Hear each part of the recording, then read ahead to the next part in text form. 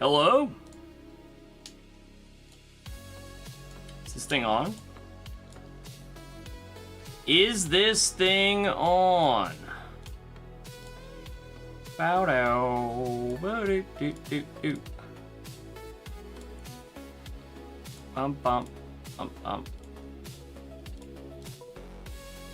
Is this doing it the thing?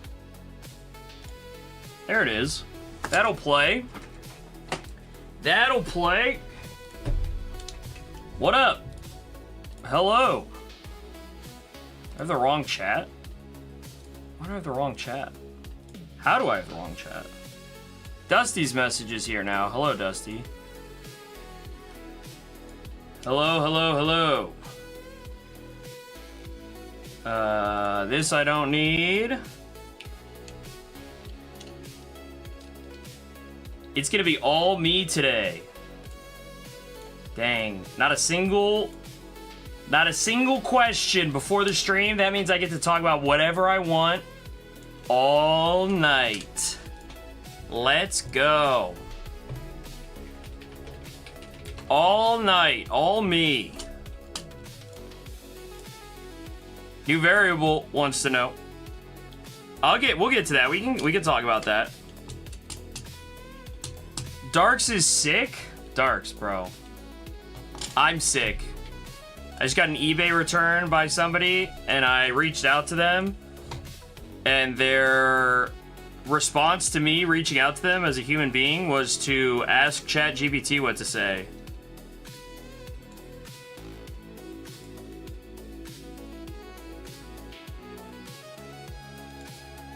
And so I said,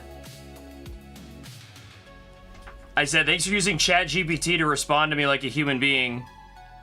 I'm happy to issue you this refund. Have a good day. And they said, you're welcome. Thanks for the professionalism. I probably shouldn't have said anything. This is why you just don't say anything, right? This guy has my stuff. He wants to return it. I said, send me the stuff in a return. And he gets the money right away from eBay. And I was like, you're a bot. So I'm in trouble, probably. Yeah, not great. You're welcome. Thank you for the professionalism. I bet you he got that from ChatGPT as well. What are you gonna do? Let me post real quick that I'm live. And, we will go as per usual. I'm saying a lot of this stuff early. We have, I disincentivized people showing up early to stream, didn't I? What happened? What did I do? I only shot with you because of your unprofessionalism. Clearly, ChatGPT told him to say that because, this guy, not funny enough to, get back at me like that. You know what I mean? Let me post a story real quick that I am live. On Instagram. Bro, I don't even open TikTok anymore.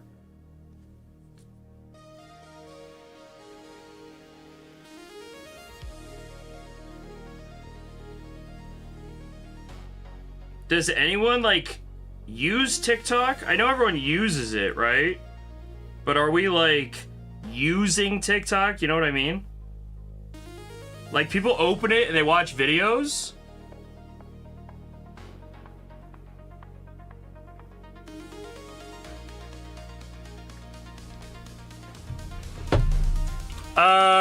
I went to Costco today. They've got, like, Poppy version of Pepsi now. It says prebiotic. How about that? 30 calories, 5 grams of sugar, 3 grams of dietary fiber. I think the 3 grams of dietary fiber is a little low compared to, like, an Olipop or a Poppy. Cherry flavor.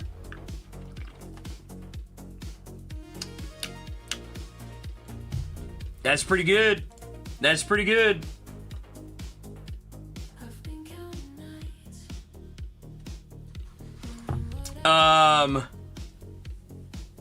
Yeah, we can talk about the Pokemon Center drop a little bit. I don't really have, like, I don't know. I think it's, Yeah, we'll talk about it a little bit. We'll talk about Chaos Rising. We'll talk about this drop, the Pokemon Center drop that happened today. I'm gonna leave this up. I'm gonna turn the volume down on the music a little bit. We'll get it going. I don't know. It's hard. I know I don't have a consistent schedule of the Q&As anymore, but it is hard to be consistent with them when I only have so many days to be live, which is going to get harder. I'm going to have to figure out exactly how I want to... I still want to do these. I still think these are arguably more important for me than making videos. I'm much better. Let's just start there. I've recorded like 4 videos in the past week. And it just comes down to like putting them together in a certain way that I want to put them together. A lot of the times what my videos are is I'm shipping stuff to McWizard and he's doing the editing for me in his style, right? And then I don't want to clash with that style of how McWizard edits my stuff just by uploading like my baseline, hey, I'm going to sit here and talk to the camera for 20 minutes. But I think sometimes there are certain videos that call for, hey, I'm just going to have a conversation with the camera and, you know, you guys can comment or whatever it is. But it might just be a channel size thing. It might be the way that, like, I built, my audience. You guys interact with my channel in the first place is through live streams anyway, as opposed to, like, commenting on videos. So, like, I put that PSA submission video up the other day, and I got, like, DMs from people saying, hey, like, glad you made that video. I like watching your videos that you make on YouTube. It got, it only gets 166 views and it has like 4 comments on it. The views part I don't care about. Like, you can't win views on every single one. The comment one, I got as many DMs about the video as I did comments. But like, comments spur the algorithm and DMs spur my internal ego and then expectations of what's supposed to happen on my YouTube channel. And that's why I like the live streams, right? It's the instantaneous feedback. And it's a lot of, like, nuanced conversation as opposed to just, like, I make a video, here's my thoughts on Chaos Rising, and then somebody comments, and I'm like, ooh, interesting opinion. And that's it, right? Like, I think there's more... there's more nuance to it when it's a live stream. So that's I like doing the lives here specifically. Want to continue to fit them in. Even if I only have the ability to, like, build out an hour of the live stream, I think I am better tailored to the live stream, and I'd rather spend an hour... I'd rather sacrifice an hour of making pre-recorded video content to be live than not do the live and make an hour of pre-recorded video content. I don't know if you guys agree with that, the 4 of you that are here. I just haven't been consistent with these, right? And even tonight, like, it's a combo event because I already had agreed to, the schedule that I have with Galaxy of Saturday, Monday for now. And so, yeah. Anyway, that's where I'm at. That's where my brain was at specifically on that topic to start. I don't want to get too deep into any of the questions just yet that you guys have because I think there are going to be some good conversations to come out of those. So, as always with these, go to drop a comment. I start at the very top. Once I get done with my mini spiel that I'm going to do here, I scroll to the very top of all the comments, or all the chat, and then I go through the questions that people have. If you want me to answer your question right away, super chat will get my attention. It doesn't have to be whatever the minimum is. Whatever, it doesn't matter. Jump you to the front of the line, I'll answer your question, even if I'm in the middle of ranting like I am right now. So those are my thoughts on live streaming. I'm glad to be back doing it as far as like doing the live Q&A. And I just haven't had a consistent schedule. So I think there's a little bit of a difference between what these looked like 3 months ago when I was doing them every single Monday versus what they look like now where they're kind of intermittent. And maybe I don't have as many questions to start, but that's fine because I got a lot of thoughts. We're going to talk about some stuff. And like the title of the video here is... Ascended Heroes is too good. And I genuinely believe that. I think that there is a situation that we find ourselves in, and I'm going to draw a parallel specifically backwards to Prismatic Evolutions last year. And this is my experience. This is not, you know, the absolute truth or fact or the only historical evidence of anything, but I am going to talk specifically about last year. Prismatic came out. It was crazy. It wasn't a two-wave system. Yes, there was some splitting of some things with the way that releases were, which is a little bit different than the way that Ascended is, where Ascended Heroes is coming out, and there's, you know, two waves of ETBs. There's the stickers came out first, not the ETBs. There's a bunch of different, like, little nitpicky kind of things that I think make Ascended different. But one of the things that I do want to talk about is that drawback effect that happened with Prismatic, where the hype was there. It was crazy. We got a bunch of ETBs came out. You got all these ancillary products that came out. And then Journey Together came out. And Journey Together was, like, hype for, like, a week, if that. But it was not what Prismatic was. It was not what Surging Sparks was, or even, like, Twilight Masquerade. There's, like, these little scenarios that you want to draw the comparisons for. But we talked about it a little bit on the streams over the weekend. I think there's such a big difference between why Prismatic is good, but why I think Ascended Heroes is too good. Why I think it's great. And for me, like, the set will speak for itself, so I'm not going to really, like, get into, like, oh, there's so many cards, and the cards that are good are so good, and, like, even the cards that aren't that great are still pretty good. I think that there is a fundamental way that we look at sets that is always next set, best set, newest set, best set, right? Except for the fact that we look at what a set is, and then we retroactively assign our opinions to it based on what our most recent experience is. And I'm going to give you a really good example of this. I would say, comparing this to Destined Rivals and Black Bolt White Flare. And again, this is like specialty set versus base set, so how are you going to be able to do that with Ninja Spinner versus Perfect Order? That, you know, Destined Rivals was obviously better than Journey Together. Just let me get to the point of everybody said, everybody, and I mean literally, like, everybody outside of the people that were, like, true Black Bolt White Flare fanatics, which I didn't know existed until the set came out, and people went bananas about it. People showing up in my chat being like, I love Black Bolt White Flare. I love Pokemon Black and White. Those were my sets when I grew up. That's what I grew up with. I love the fact that they came out with Unova, which only had those Pokemon. When Black Bolt and White Flare was coming out, the old head consensus, the I've been in the hobby longer than you, the I know the Pokemon that are important to Pokemon and what makes a good set based on what Pokemon there are, the general consensus was Black Bolt White Flare, not dead on arrival, because they were releasing two sets at the same time, which is crazy. There was, 140 illustration rares, which is crazy. But it was, who cares? We've got Vanilla Ice Cream Cone the Pokemon. We've got Garbage Can the Pokemon. We've got, Lumber Builder the Pokemon. Like, we had the meme of this Pokemon is named after what it, like, would be in real life, but now it's, like, transformered come to life. And there's so many things about Black Bolt White Flare that I think are super interesting. Mainly the fact that, like, there hasn't really been that much of it that's come out. The top chases, the true top chases, the BWRs, hold an insane value over everything else. And still hold up strong. I had a Zekrom that finished last night on an eBay auction. I think it finished over $1,300 in a PSA 10. BWR Zekrom.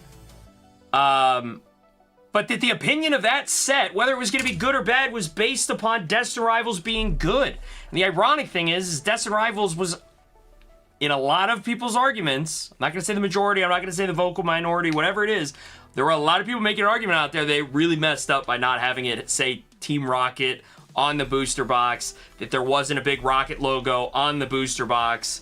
that they didn't have dark Pokemon. There were a lot of people that were upset that it was called Destined Rivals, and that it didn't say Giovanni's Mewtwo, it said Rocket's Mewtwo. There were a lot of people that were upset about that. There were a lot of people that were saying the set is not going to be as good because the Mewtwo looks like a big, rotisserie chicken.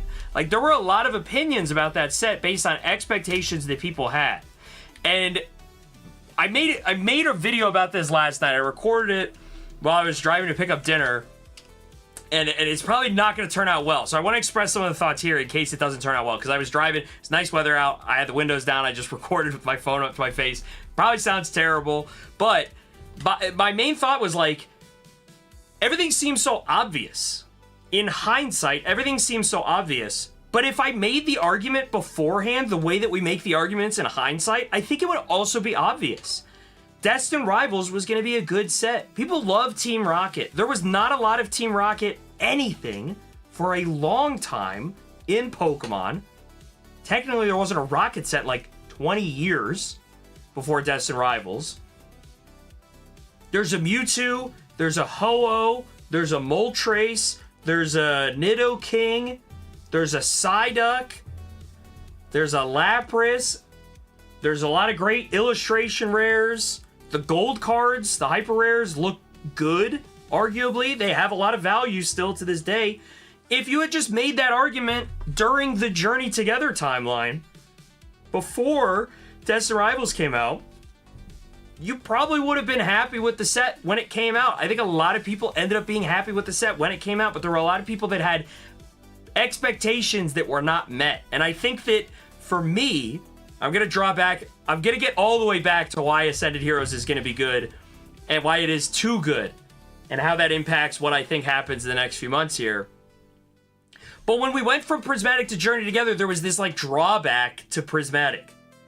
People opened Journey Together for that weekend.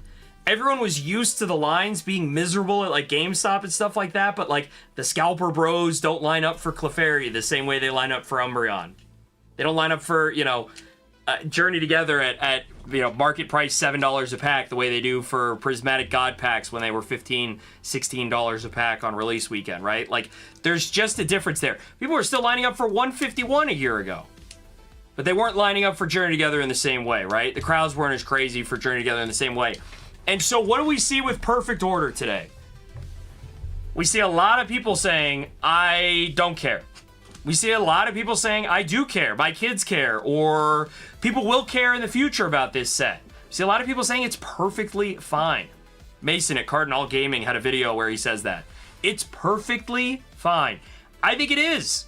I don't have any issue with it. I'll tell you this, we opened more Nihil Zero than we did Ninja Spinner. Let that sit for a second. Because right now, Ninja Spinner pre-orders are higher than Perfect Order pre-orders ever were. More expensive to pre-order Chaos Rising than Perfect Order. It's more expensive to pre-order than it is to get a booster box of Perfect Order. So where's people's attention going to go while we're waiting for Chaos Rising to come out? You maybe just scored your Pokemon Center order today, and you go, you know what? One booster box is good for me. I'm not going to spend any money on the Target pre-orders, the Walmart pre-orders, the Dick's Sporting Good pre-orders for Chaos Rising. I'm not going to spend any more money there because I'm going to get a booster box from Pokemon Center. The line was open forever for booster boxes apparently today. I'm going to get a booster bundle, and I'm going to get an ETB or two. And all of that comes out on the same date. That's going to be a great weekend. I'm not going to spend any more money on Chaos Rising until after I get all that stuff. Maybe I'll buy from some Rip and Ships on opening weekend. Maybe I won't because Pokemon Center has actually been pretty good about getting that opening weekend stuff out on time. I look at it that way, and I say, okay, where are people going to go and spend their money now?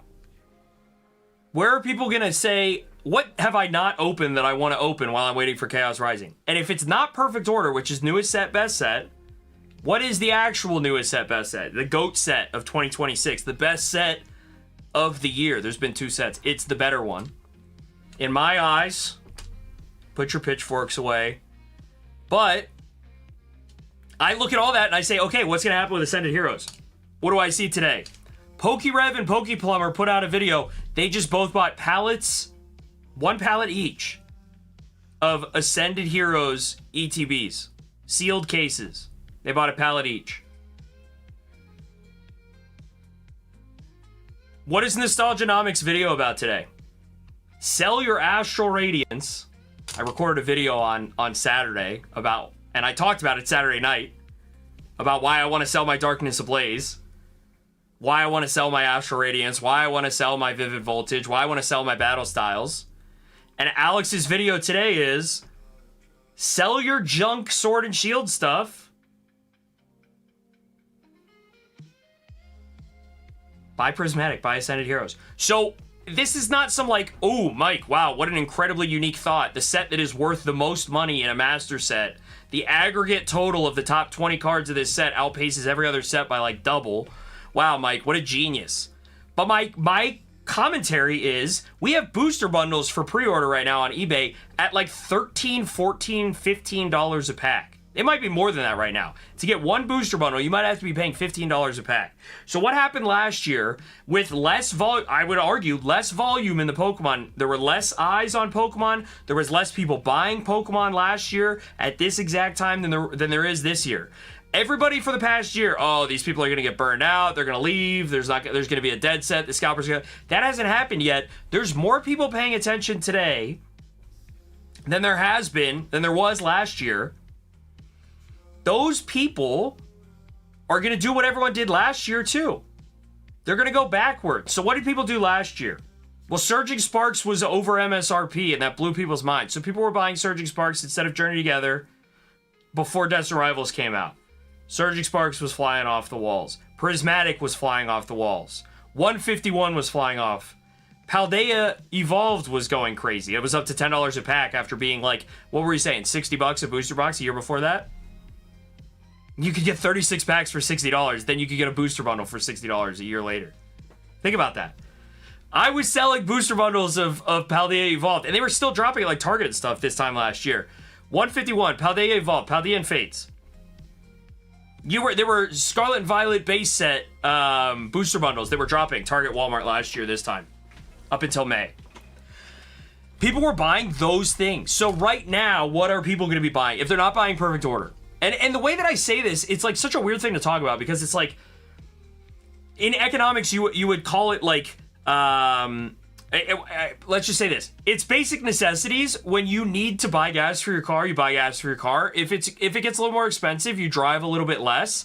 If you need milk, you're going to buy milk. Maybe you're not going to buy, the organic. You're going to buy whatever the name brand is, or the generic as opposed to the name brand. Like, you might do that for all of your things that you get at the grocery store when things get a little bit more pricey. So it's funny then when you talk about Pokemon and you're like, well, what are people going to buy if they're not buying Perfect Order? Like, everyone has to spend money on Pokemon. But the reality is, like, a lot of people out there, whether it's the way that they build their hobby, they build their collection, they build their business in their collection, in their hobby. It's all wrapped up into one for a lot of people, believe it or not. But the way that a lot of people operate is the same way that, like, I don't know, we got some old heads in the chat. Who remembers when you were 21, 22 years old, maybe a little bit older, and you would be like, we're going out to the club this weekend, we're going to the bar, we're going to go do X, we're going to go do what? Like, the same way that I have friends who golf all the time. They have like a budget set aside for golf. They know they're going to spend X amount of money on golf every weekend. The same way that you would pick up a bar tab, the same way you knew that you wanted to pregame more this weekend because the tips weren't as good at the restaurant the past week, so you need to pregame so you spend less money when you go out.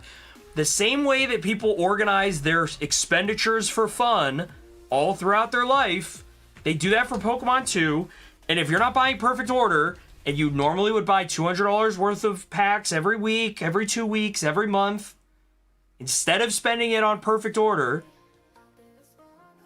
maybe you get the 2 singles you want from Perfect Order, you move on from the set, you never open a pack, you go spend some money somewhere, you go spend it, you can't spend it forward, I mean you can, for the most part, right? You could spend it with Pokemon Center. The nice thing is you're not getting charged yet, but you're not going to go give your money to eBay, to some seller on eBay for a pre-order right now, when you could wait. until, you know, it's closer for Chaos Rising. So you're going to go spend it backwards. And what does that look like when we have these down sets? And why do I say that Ascended Heroes is too good? Well, I say that because we see a huge spike in the prices of 151, of Prismatic's back up there again, and we just got a Prismatic ETB release where people are able to buy pallets. They're buying cases of ETBs.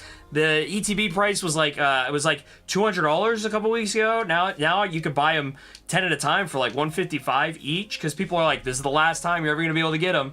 Gotta sell what I bought before, buy some new, whatever the deal is. But you're seeing 151 hits its spike as it goes out of rotation at the same time that Ascended Heroes is hitting its actual full print volume, or delivery volume of packs, right?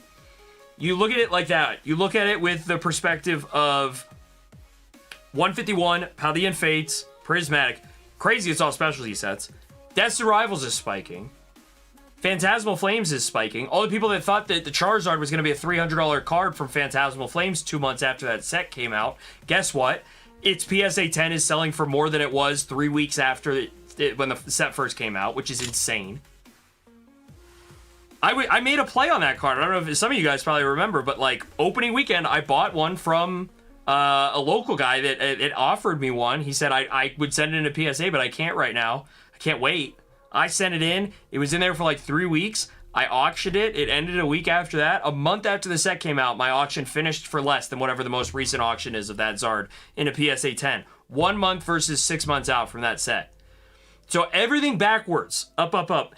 And why do I say Ascended Heroes is too good? And what's the downside? Okay, Ascended Heroes is good.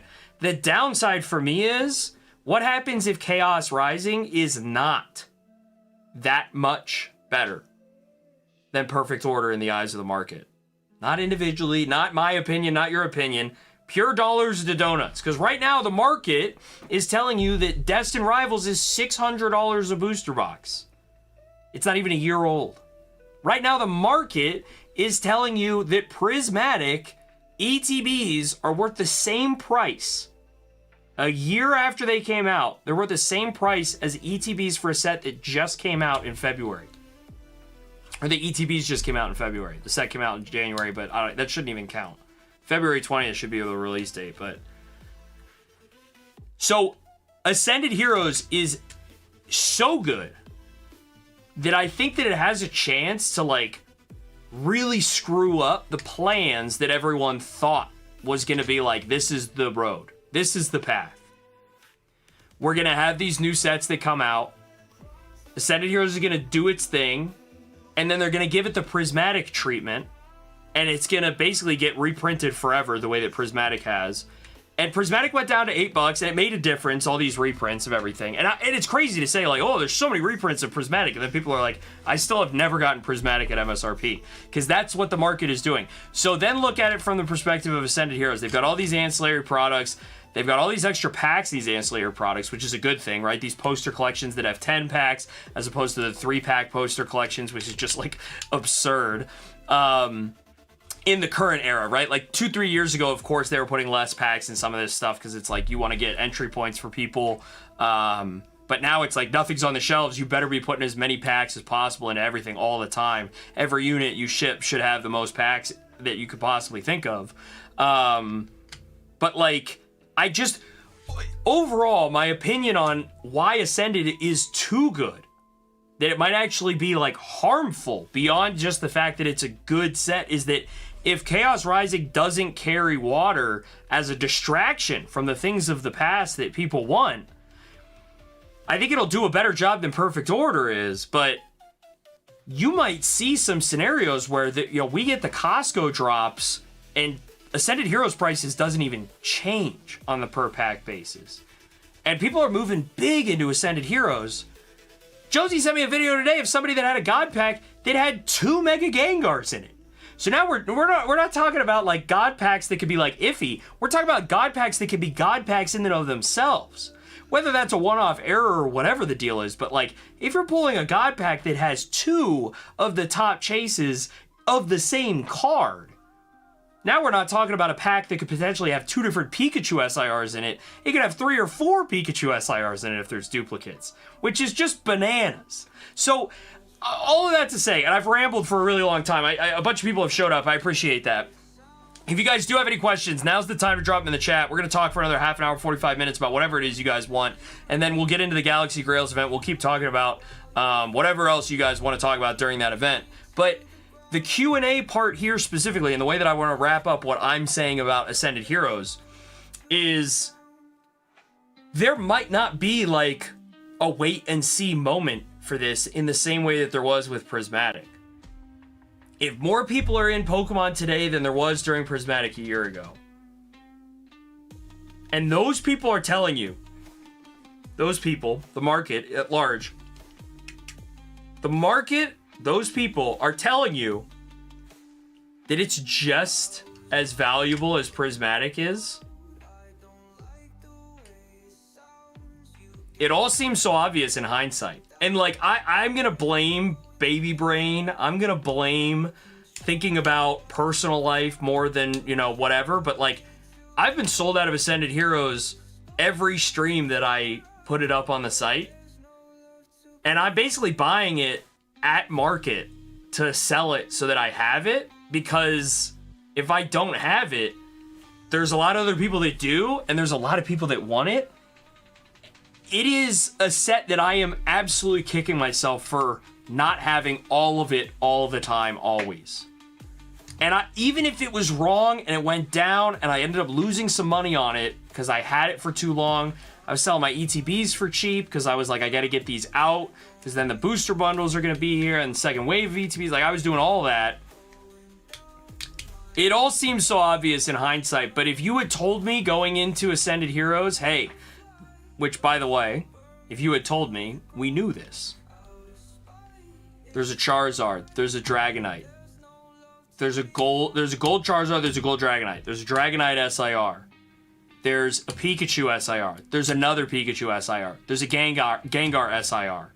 There's a Clefairy SIR. There's a Mega Feraligatr SIR. Oh, by the way, that's only half the SIRs. And then there's twice as many illustration rares I just mentioned. Oh, and those Mega Attack rares in Mega Dream, yeah, a lot of them are going to make it into this set, and the rest are going to be promos that are specifically tied to this set. Sounds pretty good. We knew that. And you know when we knew it? We knew when the next set was going to be a Mega Zygarde set. Where everyone was memeing on the big cannon man that they didn't understand. And when I say everyone, I mean the old heads like me that don't have kids that played Legends ZA. Or don't have some connection to Zygarde. It all seems so obvious when you just tell yourself the story of what it is. So today, that's the story I'm telling. What's good about the next set? What's good about Ninja Spinner? What's good about Chaos Rising? Well, it's got a gold Greninja. It's got a Greninja SIR.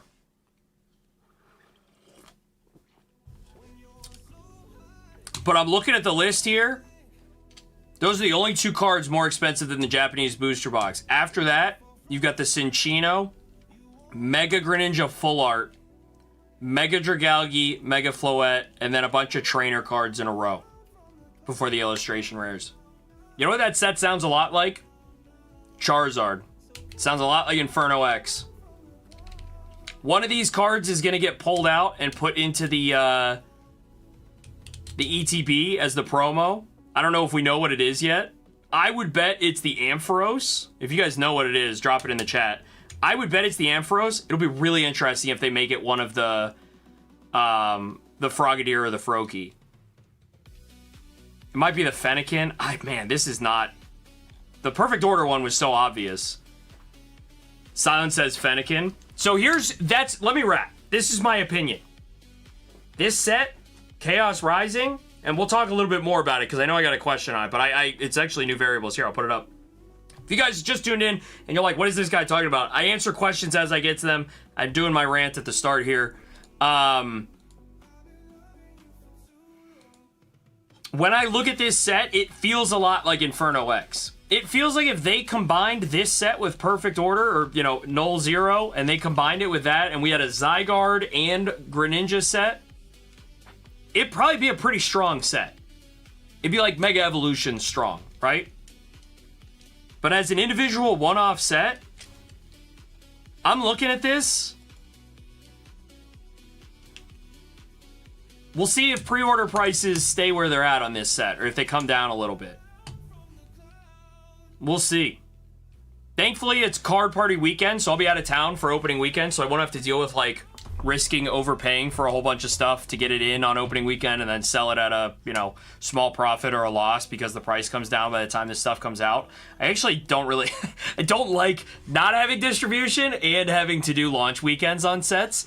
Because it is hard. It's hard to get stuff in, like, guaranteed locally. I could pre-order a bunch of stuff, but, like, if it doesn't ship until release date, like, I'm not getting it until the week after. So opening weekend, just a little bit different for English releases. But I look at this set, and I don't know if this has enough to draw the eyes away from Ascended Heroes. And the last piece of commentary that I'm going to have on this, and if someone has a question about it, I'm happy to talk about it more. But last year, they got to print the crap out of Prismatic. And maybe it was harder to print that as a specialty set because they were also printing Black Bolt and White Flare, which were technically 2 specialty sets. So maybe it was harder to print Prismatic as much as they would have wanted on reprints. But this year, they're printing the 30th anniversary set. And they'll be printing the next specialty set as well. So that's where I want to leave that. What happens to Ascended Heroes? Is it too good for its own good? I think it's good enough for its own good. I think it's better than that for its own good. I'll get caught up with you guys. Let me go through here. If you guys have a question, now is the time to leave it in chat. I appreciate everybody hanging out. Thanks for putting the thumbs up on the stream. That's what I was meant to say. Go ahead, like the stream. I'm going to run some giveaways when we start the Galaxy Grills event. Stick around for that. If you don't know what that is, too, when the Q&A ends, we're going to do a Galaxy Grills event. I've got a whole bunch of... what's it called? Heatwave Arena is what we're going to do for giveaway stuff here tonight. I'm going to drop the link to that event in the chat. If you don't have an account, sign up with Code Zorner. You get a $10 coupon added to your account. $10 coupon? I don't know if that's the right way of saying it. $10 credit. There we go. Added to your account right away just for signing up.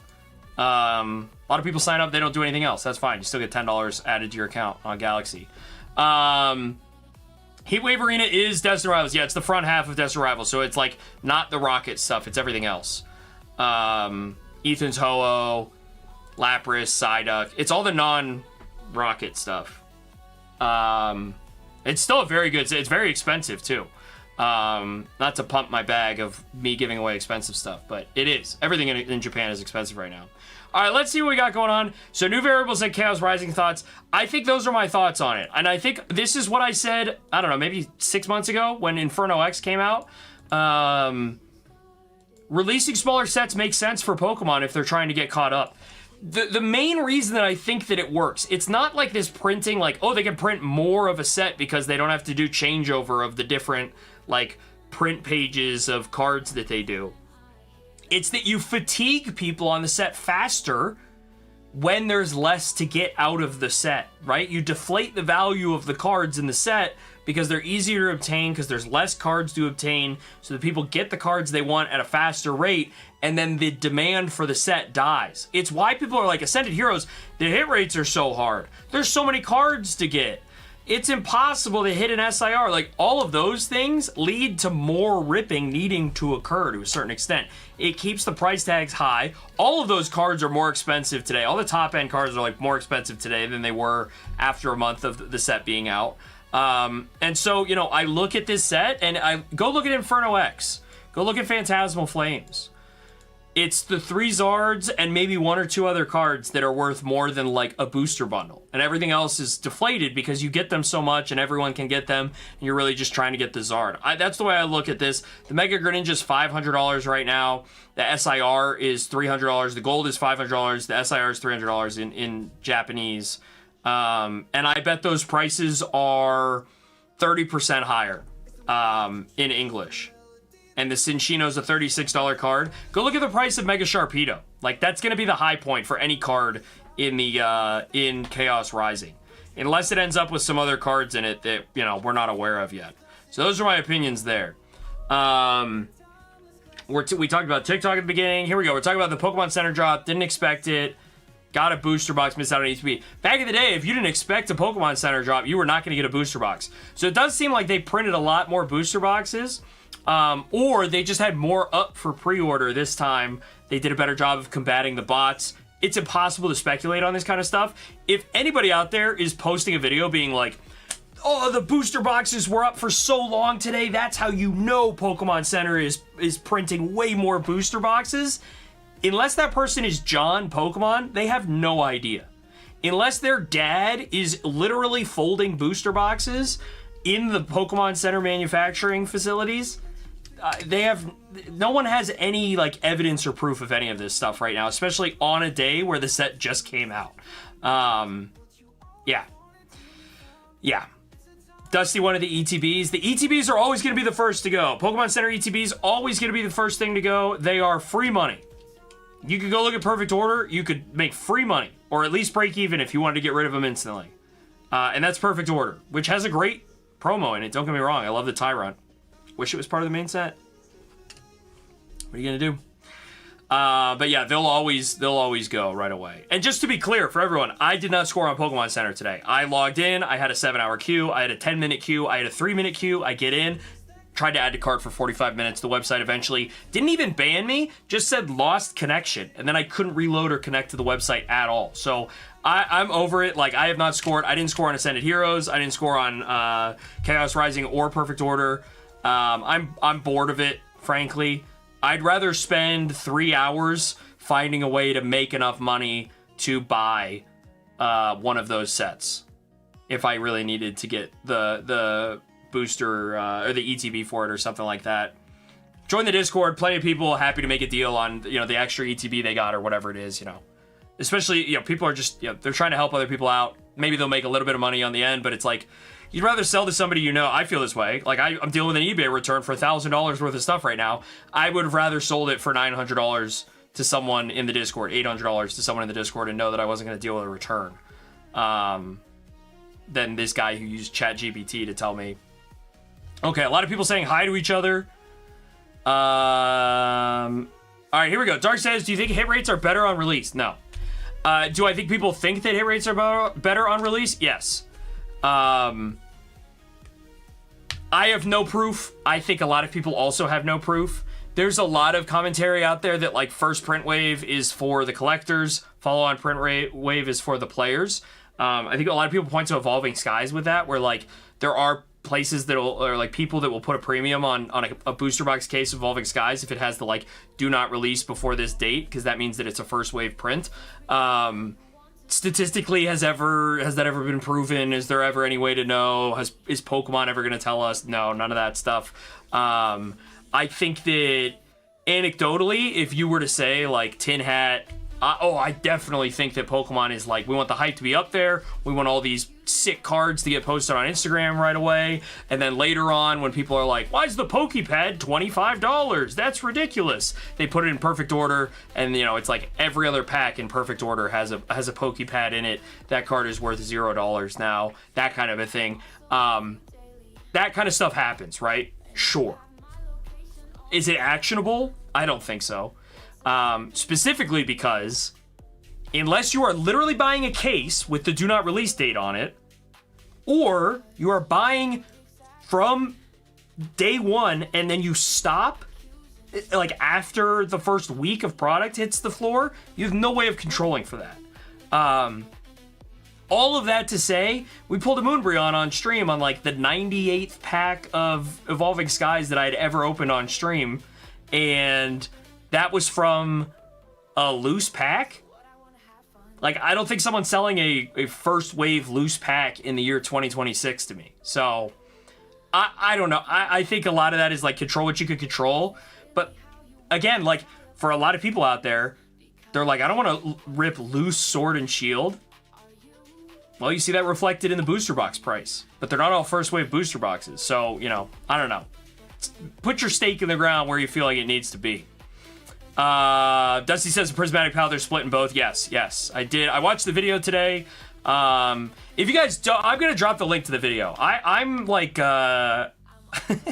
I'm such a shill for channels who don't know I exist. Let me go find where where is my... I've talked with Plumber a few times, but not like in a we're both Pokemon business sense. I bought some things from him over the years. But like, I'm gonna drop the link to this video. This is Pokey Plumber. Just go to his YouTube channel. He's a good, solid guy. He's like I would say he's like the right way if you were to argue that you can be a collector and a business person at the same time. Like, the opening of his video is his wall of every booster box that you could ever imagine. He went on a huge vintage grail chase this year. I think there's maybe like 10 or 12 booster boxes that he doesn't own. But he also is like degen ripping everything all the time. Like, he's posting on his Instagram story him ripping a case of Perfect Order with his kids just because he wants to pull the Zygarde. And it's like, you know, he does it, right? But he did a video with Rev, PokeRev, and, you know, have your opinions about PokeRev. His video content is shot in a certain way, but he is a person like everybody else. And if you go watch this video, like, I think PokeRev is the same way that, like, a lot of people, you build up your hero in your mind, or, you know, oh, this person on TV has this personality, whatever it is. I'm sure if you were at a convention and bumped into PokeRev, you'd be like, oh, that was a cool guy. That was a nice person to talk to. And they had a great conversation about Ascended Heroes. They talked about the market in general. They talked about why PokeRev has been doing a lot more like expensive openings on his videos recently, like opening insanely old, expensive sets. It's a very good video to just, you know, put on and cruise in the background there. There you go. Type says, don't rain on my box, or like 1 ETB. Probably talking about Chaos. Sod says, I wish to stick to my Pokemon budget. I'm so bad. Credit card is getting up there. Let's look at this specific comment, Silent. And I'm not picking on you for spending. But every YouTuber, I just shout everybody out. Earn Collects says this all the time. Learn how to sell. Jarchomp says, treat your collection with respect. Dude, sometimes I have to pause for a second. Sometimes while I'm sitting in here and I'm yelling into the emptiness of my office, and I'm like referencing, like right now, Earn Collects says, in Jarchomp video 316, I literally feel like I'm like yelling at you guys like I'm preaching at mass, being like, if we turn to page, you know, if we go to Jarchomp 316, you'll see that he says, just where my brain was at when I started that sentence. But Jarchomp says, treat your collection with the respect that it deserves as a business because it has monetary value. In the same way you don't crash your car because one day you hope to sell it, don't wreck your collection, don't spend frivolously without actually thinking about the fact that you have things that are worth value. There's no wrong way to collect. Do whatever you want. But I don't think either one of them is wrong when they say things like, learn how to interact in the hobby in a way. It's a cheat code. Buy the things that you think are cool. Sell the things that you think aren't cool for you, but are cool for somebody else. Use that money in Pokemon to buy more things that you think are cool. Buy things that you think are cool, but you're not in love with forever. Put them in the closet, put them on a display shelf, sell them later when you have the opportunity to get something that you think is cool. I don't think there's any problem with paying attention and treating it like a business like that. And I will say, this is like a Boy Scout badge of honor for me. I do business with people who started buying Pokemon from me. I'm gonna call out Mark. Mark is like one of my main suppliers of people that isn't local, who gets packs and sells them to me, where he gets packs and holds on to them, and then they go up in price, and then he sells them to me in order to fund what he's doing in the hobby, selling his bulk, getting his common cards, and creating a TCG player shop. Like, he is literally as much of a business as I am. Our scales are different because he's got like 3 jobs and 3 kids. Who knows what else is going on in his life that I'm soft doxing. But like, I had a very specific conversation with Mark when he was buying like multiple booster boxes of White Flare from me on release, where I said, dude, how long have you been collecting Pokemon? And he's like, just started. And I was like, what were you doing with your money before you were buying Pokemon from me? And he was like, looking for somewhere to spend it. And now he's like in my DMs today being like, here's my inventory list. What do you want to buy? Not saying that everyone has to operate like that, but there are scales and it's a spectrum of how you want to interact with this hobby. And if the way that you interact with the hobby is, I work my real job and then I spend my money on the thing that I enjoy, which is Pokemon, and I don't want to think about it as work or business or anything like that, you're not wrong. But if you're ever in a situation, and now I'm going to call out Silent again while I have her on the screen this entire time, credit cards getting up there, do a hard audit of what you have. Maybe there's some cards from Crown Zenith that have doubled in price since you got them, and your love for them hasn't doubled. Maybe there's some cards that you're like, I'd really like to have this for my Destined Rivals Master Set, but I'm not going to be able to buy them outright. So maybe I figure out some way to trade for them with all this stuff that I have. Learn how to sell, because one day you're going to want to know how. And it might be for a good reason, like Silent. Selling Pokemon Center Ascended Heroes, ETB. Just be like Oreo and make a long-term contract with me where I'm 10 years from now, I'm like locked into buying her Ascended Heroes ETB from the Pokemon Center. Where are we at? 2 God Packs in 1 Ascended Heroes tin. Bashing Air, specialty set, of course, it's going to do amazing. Look at Shrouded Fable. Best set of all time. Question mark. Look at Shining Fates. Name 4 cards from Shining Fates that you would pay full market value for. Look at Champion's Path.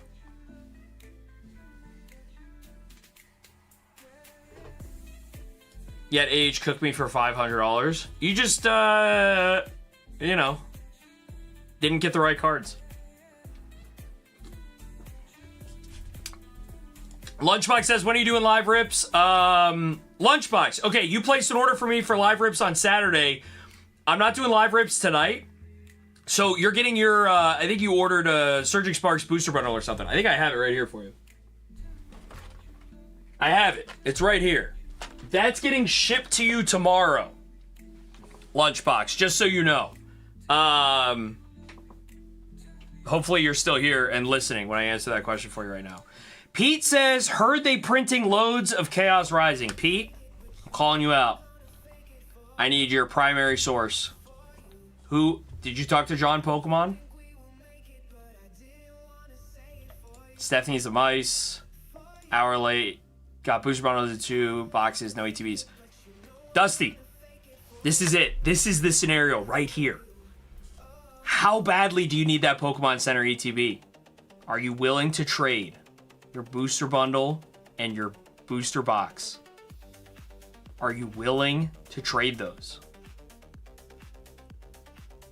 You could do it. There's a way to get to that PCTB, right? Everyone has to define the parameters of what their goals are in a specific instance. Bro, these biotics are not pre, they are current biotics in my biome. All right. It was a hot mess. Pokemon Center. I will say this. I don't know. I don't want to get into Pokemon Center forever because, good lord, but like, I don't know. They announced this lottery system and everyone's like, oh, great. Wow. And it's like, they do nothing, you're angry. They do something, you're angry. Maybe you're just angry. Maybe everyone wants Pokemon right now. That's why it's hard to get Pokemon right now. Then I remembered I didn't have my wallet. Oof. Rev Market Talk. Quiz says, you're my hero. How many heroes do you have today, Quiz? Special hero. There's a lot going on. Huh?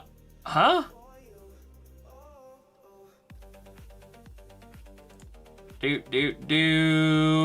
don't have valuable cards. Pokemon Center ETB collection is worth a lot. Don't be accruing interest just to hold on to the Pokemon Center ETB collection. That's how I vend. I work my 9 to 5, spare some money on ripping packs, and I sell my dupes and such. It's so crazy that, like, there are people who watch YouTube and see Bulbasaur, Garchomp, Swan's Emporium, Flippin' Cardboard, Trader John's, a million other people that are a dozen other streamers, YouTubers that are massive. They do huge numbers. They're making the craziest deals. But that's just the people you see on YouTube. Go to a card show. There are people there that are like shout out Zizuna's Collectibles. Zizuna Collectibles. These are guys McWizard and I met at Card Party. They're like, oh yeah, we work on Wall Street. And we just started doing this for fun on the side. And I think they're doing it full time now. Like, I think they're like, life goals, balance. We like this, traveling all over. But you could go to these shows, local shows. There's a guy who's like, oh yeah, I work at a funeral home 9 to 5. And then I vend every Saturday and Sunday. Or I vend every Saturday when there's a local show. And they're like, I might even make more money doing the vending, but I do my 9 to 5 because then I don't have to worry about spending all this money in Pokemon on top of that. But again, it doesn't have to be a job for everybody. Go look at Shroud of Fable card prices. Go look at Horsey IR and Monkey Dory IR. The Monkey Dory IR is not pricey. I mean, we pull that PSA 9 all the time, and it's doo-doo cheeks on Galaxy.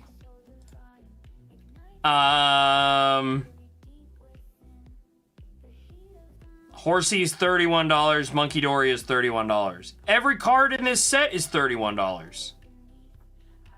And then the booster packs are what? $8? $9? The best cards in that set are not in that set. Tough. Alberto's here. Q is not open. Alberto. What is going on? Susan Pokemon. That better be the truth, Pete. Okay, any last questions here? We're about an hour in. I will talk about some more stuff if you guys want to talk about stuff. We do have the Galaxy Grails event. I do have some giveaways to do for you guys tonight. I'm happy to answer literally any questions you guys have. As long as they're not like the weird questions that I get from random people sometime. But I don't know, I think the YouTube algorithm has us so insulated in a lot of these, we don't have a lot of stuff. Lunchbox says, yep, I'm here, thank you. Yeah, absolutely, Lunchbox. Sorry about the confusion on that. I did see your order Saturday night after I ended stream, and I was like, oh no, this is someone that thought they were going to watch me open a Surging Sparks booster bundle for them. But you'll get that in the mail. You rip it yourself, you come back, you tell us what you get. And then I would tell you what the live rip schedule is this week, but I'm actually off the rest of this week for my sister's wedding. So we'll be back a week from today. A week from today, I'll be back here doing this same thing again. And then normal schedule right now, Wednesday, Friday, pack rips. Saturday, Monday, Galaxy Grails. Instant digital pack rips with physical cards, real cards, hashtag, not NFTs. But Mrs. Zorner also goes back to work at the end of the month. So reconfiguring what the schedule is actually going to look like. Just a heads up on that. As I talk at the beginning of the stream about not being consistent in the way that I am wanting to be.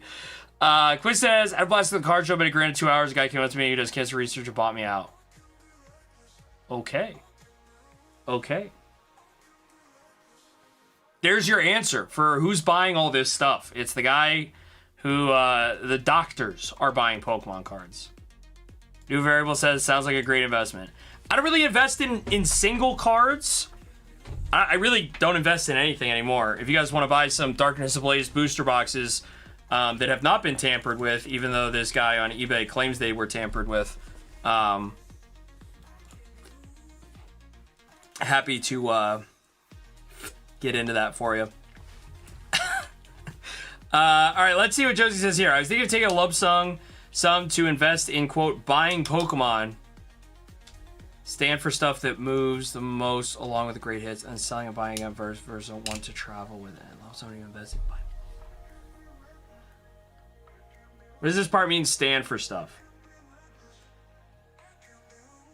That moves the most along with the great hits. And then selling and buying again and vice versa. You're saying like going to a show just to be a buyer, but like vending as a buyer? He's gonna get triggered. I just don't understand exactly what you're saying here, Josie. Which is gonna get me in trouble. And then he says he's gonna get triggered. Mike took my money on Ascended Heroes for L's, not the right cards, fart noise. Should have pulled the God Pack, I don't know what to tell you.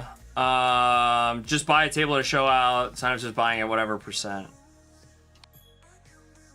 That's a good way to get a bunch of garbage.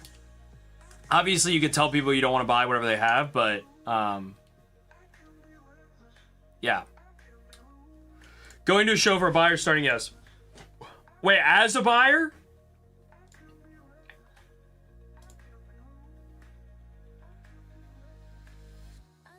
I don't understand this part where you said stand for stuff that moves. Re-clarify for me, Josie. Redo this again as a complete sentence so that I can read it. Okay, yeah, see, we're done. We'll come back to it. We're not done. He's driving. Please just drive, Josie. You and I can have a conversation later. Means like a stand, like a lemonade stand.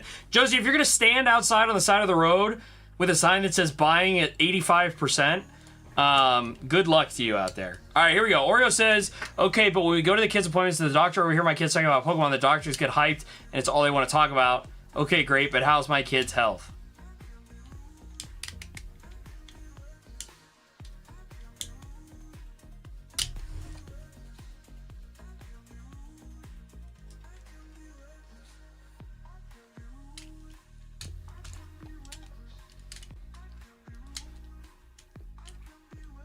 I hope everyone in your house is healthy, Oreo. There was a moment of silence, not talking about Pokemon. Praying for the health. I love the game Lemonade Stand as a kid. As a kid? A game? You didn't do it for profit, Oreo? You're such a true hobbyist. I made lemonade for the love of the hobby. What about the movie Lemonade Mouth? Never heard of it. Don't want to talk about it. I haven't heard of that. I don't think anyone has. A computer game. We played a computer game, Lemonade Stand. You guys lived in the middle of nowhere. Did I call you Oreo? Maybe. She's angry. She's an angry Oreo. Josie wants to buy a table. It says buying Pokemon. There are people that do this. I'm trying to think if I know any of the YouTube accounts. I know there are people that do this. Oh, okay. Yeah. All right. Good talk. He'll link me later. So again, I'm gonna get back to this. Let's talk about this. If you had $150,000 and you wanted to buy Pokemon to then turn a profit, how are you gonna turn a profit?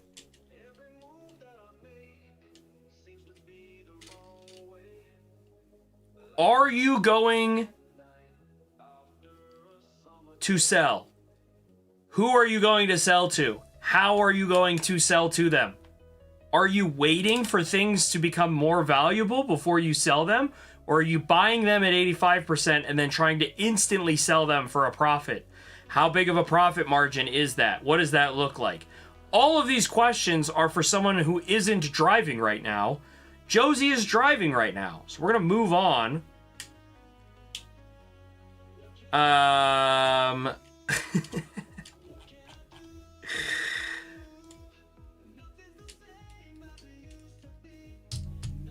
Would be buying it at 75 to 90% and then sell at market like Scalper Quist does as a vendor. So you want to vend. So when you said this, you want to vend. Quist, can you confirm that what Josie wants to do is be a vendor? He says, buy first, then vend. You think the vendors show up without having anything first. They only sell, but they never bought in the first place. This is tough because it's Josie, so I'm just going to pick on him for coming up with the concept of vending, except he doesn't have inventory, so he needs to buy inventory in the first place. This is how it is. Josie, please drive your car. We'll move on to something else. Somebody else, please. Somebody land a great question in the chat for us to talk about. Hit me with a hard-hitting one. Give me your hot take so we can move on to something else. But fundamentally, in the same way that Quiz is vending right now, a lot, and I mean nearly all vendors, started by either using their own collection as their table's inventory, or they would specifically buy collections to then go vend with at the start of their vending career, right? A lot of people vend to sell their collection and then stop vending. I've met a lot of vendors who are just trying to get out, if that makes sense. Josie, $2 super chat. Do I not have the... Oh, I don't even have the chats turned on this. No, that's not good. I think I probably said that the last time I did this too. Josie said, $2 super chat, why do you hate me? Not a good question for us to get into right now. Anyway. I want to have a yard sale with no yard or inventory, quote Josie. All right. Would you like...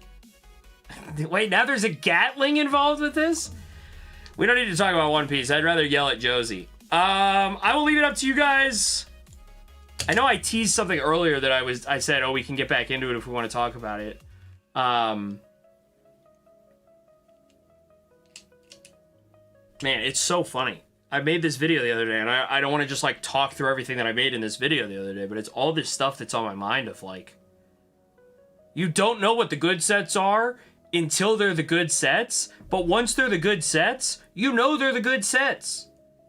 You don't know what the bad sets are when all of the sets are bad until some of the sets become good, and then the bad sets get left behind, and then you look at those bad sets and you go, oh, these are actually bad sets. And then they stay bad sets, right? Like, the conversation around Fusion Strike, oh, nobody cared about Fusion Strike at all. You couldn't get anyone to buy Fusion Strike. And then it's like, well, yeah, but then Pokemon exploded, and it's like, oh, this is the set that has the most recent big Gengar hit in it? That's the one I want. And then Fusion Strike goes crazy, and everyone's like, bro, I remember when you couldn't sell those boxes for $80. And it's like, yes, until. But then look at it from that perspective with, like, battle styles. Look at that perspective, like, Paldea Evolved goes nuts. Paldea Fates goes nuts. Scarlet and Violet, not as nuts. Is Scarlet and Violet ever going to actually go nuts? Or is it just going to be the battle styles or Vivid Voltage or whatever, Champion's Path of... This is the Scarlet and Violet era. Like, I just, like, you know, this whole, like, don't pick the bad sets... or you don't know what the bad sets are, so don't pick them. I think that definitely makes sense when the market isn't already telling you what a good set and a bad set is. And if you want to pick the quick risers, I get it. But again, like, I feel like Brilliant Stars is more likely to double before Vivid Voltage.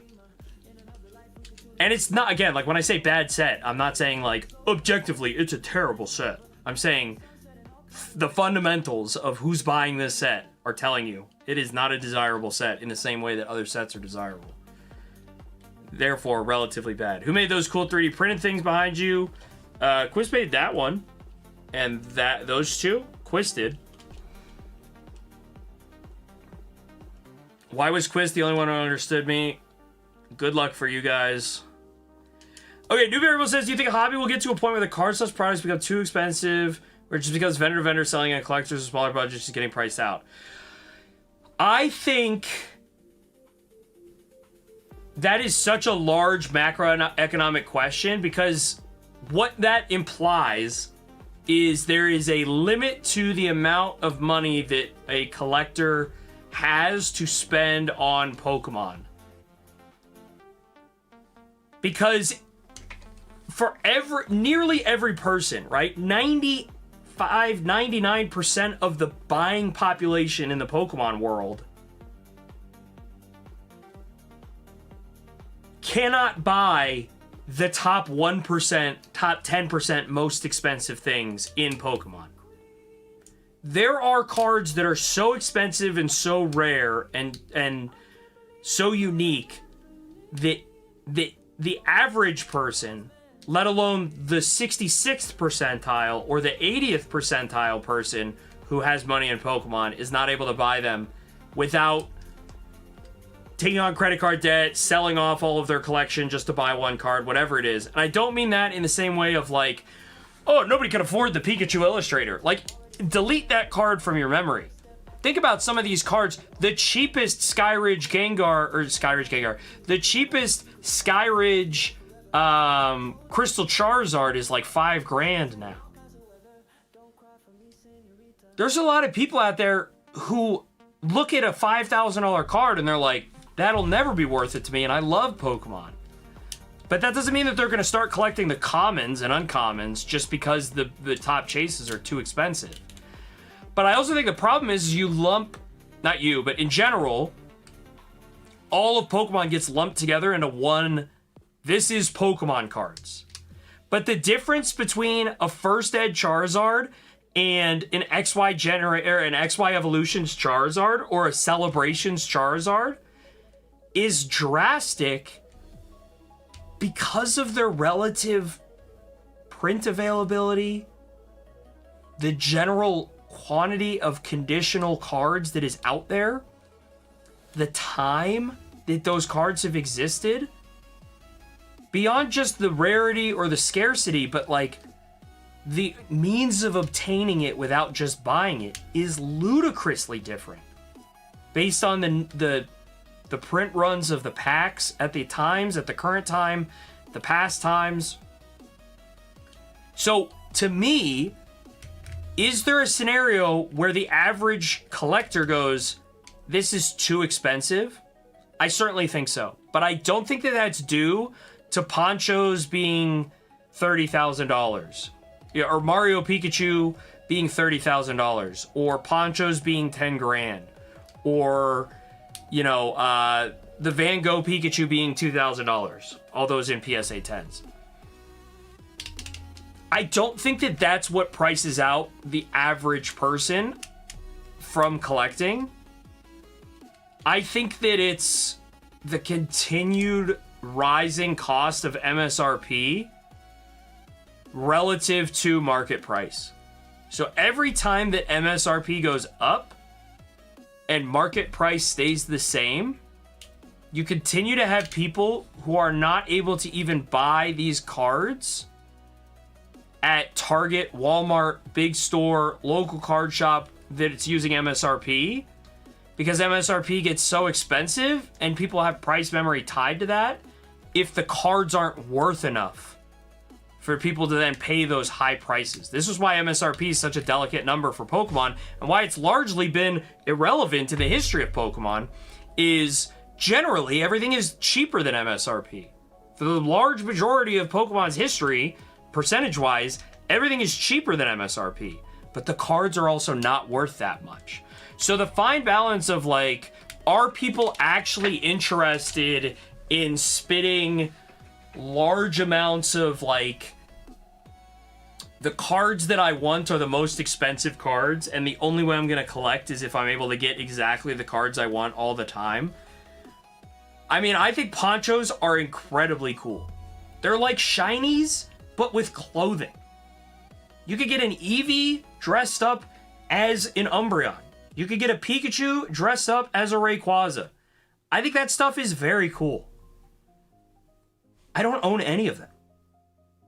And I probably never will like own them. Maybe I will have some as part of the business, but will I ever own them? Probably not. I'd like to, and I'd like to say it's so obvious. Of course, the Pikachu wearing a Rayquaza hoodie, of course that card was going to go bananas. In the same way that everyone got back into Pokemon in the last year and a half and goes, there's a Van Gogh Pikachu card, gray felt hat, I gotta have that card. Well, guess what? That's why it's pricey. So that's where I sit in the situation of like,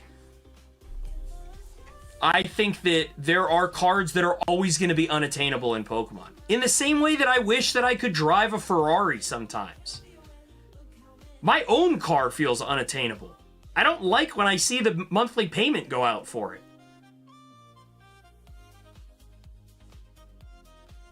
I think that that's like, you know, I think there's a lot of things in life that are like that. But I see your follow-on question here, so I don't want to go too far down the like life rabbit hole of it all. But like, when you say here, show up to a card show, no one has the $1 binders anymore. It's just $100 and up because vendors realize they aren't making money off the cheaper cards. Don't hold them. I don't even think that that's the reason. I think, well, fundamentally, I think that binders can hurt a vendor because it's someone sitting at your table who's fundamentally taking more time to create less value for your business while holding space that could be like foot traffic for people that might spend money on more expensive things. That part I think is absolutely true. I've been yelled at for hanging out outside of a vendor like a table where he's like, bro, you're taking up real estate. Sure. I think a lot of it is theft. I know a lot of people that are not doing binders anymore because of theft. But I also think like a lot of the cheaper binder kind of stuff like that, it's too easy to get those cards where the conditional value is not going to fluctuate hundreds of dollars on the card based on seeing it in person versus buying it on eBay. Because all of the cards that are in a $1, $2, $3 binder, you just get on TCG Player or eBay, free shipping, under $5, and it's like, it gets you in 2 weeks.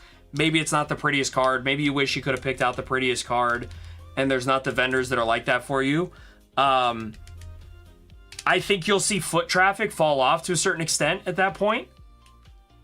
I think you see that with Collecticon. I've seen and heard vendors talking about Collecticon being it's only the big buyers now. Small people are not showing up to Collecticons anymore because the entry point price tag is too high to get into the venue in the first place, so they don't want to pay it. That's where I'm at. But that's a good question. That's an interesting topic to think about. You know, people not being able to go to shows anymore because there's just not the right amount of stuff. I don't know what your experience is like with those shows. I know Denver has some pretty massive shows, soft docs, but for me in Phoenix out here, I go to, there's all kinds of vendors at all the shows that I go to. Same thing with like, you go to Card Party, there were tables there where they had stuff that was like, you could pay off every person in this chat's mortgage with all of the product that they had in their booth. And then there were vendors where it's like, you know, they had 4 binders and a small little display case. So I don't know if I have an exact answer in that regard, but my answer would be before it got to the point where smaller budget collectors were priced out and they don't go, the market would correct. That's my like true like mindset around how Pokemon markets end up being efficient in the long run. I did see the eBay change. That should reduce some shill bidding. I think there's a lot of pressure on eBay to do that because a lot of other auction houses are like, you have to pay.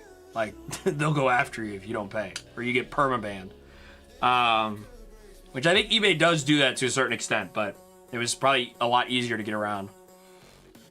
Jack says loading. Jack, I need a clarification on what this is from you. If that, I don't know. Is that implying that I'm lagging? Because I don't have anything on my end that says that I am. Are you just posting that because I'm thinking? What do you think? I don't have any opinion over this, and to be honest, I did not know what sport you were talking about for a long time there, the variable. All right, we are an hour and 20 minutes in, folks. I am going to take us now over to Galaxy Grails. If anyone does have any questions or anything like that, feel free, drop them in the chat. You guys know how this goes. We hang out. I'm happy to talk with you guys about whatever it is that you want to talk about while we're here. We are at 16 likes, so we will run a giveaway at the start here. Do I have Grails? That's me, and I'm back. And I'm on the wrong, I need to go to my event. Why is it hiding? Grails event. What is this behind? Oh my gosh. What happened to this? Why did it shrink? That's not good. I must have just dragged it. Hold on, fixing. Oh, that did not save like it was supposed to. Oh, I know what the problem is. Hold on.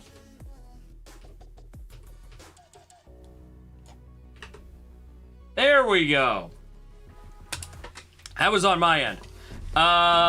Is chat gonna show up though? Caffeinated, not loading. We'll give it a second here to load in. But let's run a giveaway for you guys to get us started here. And then the event is on. We'll go through everything and I'll talk through what I have for you guys in regards to some nice stuff for you here tonight.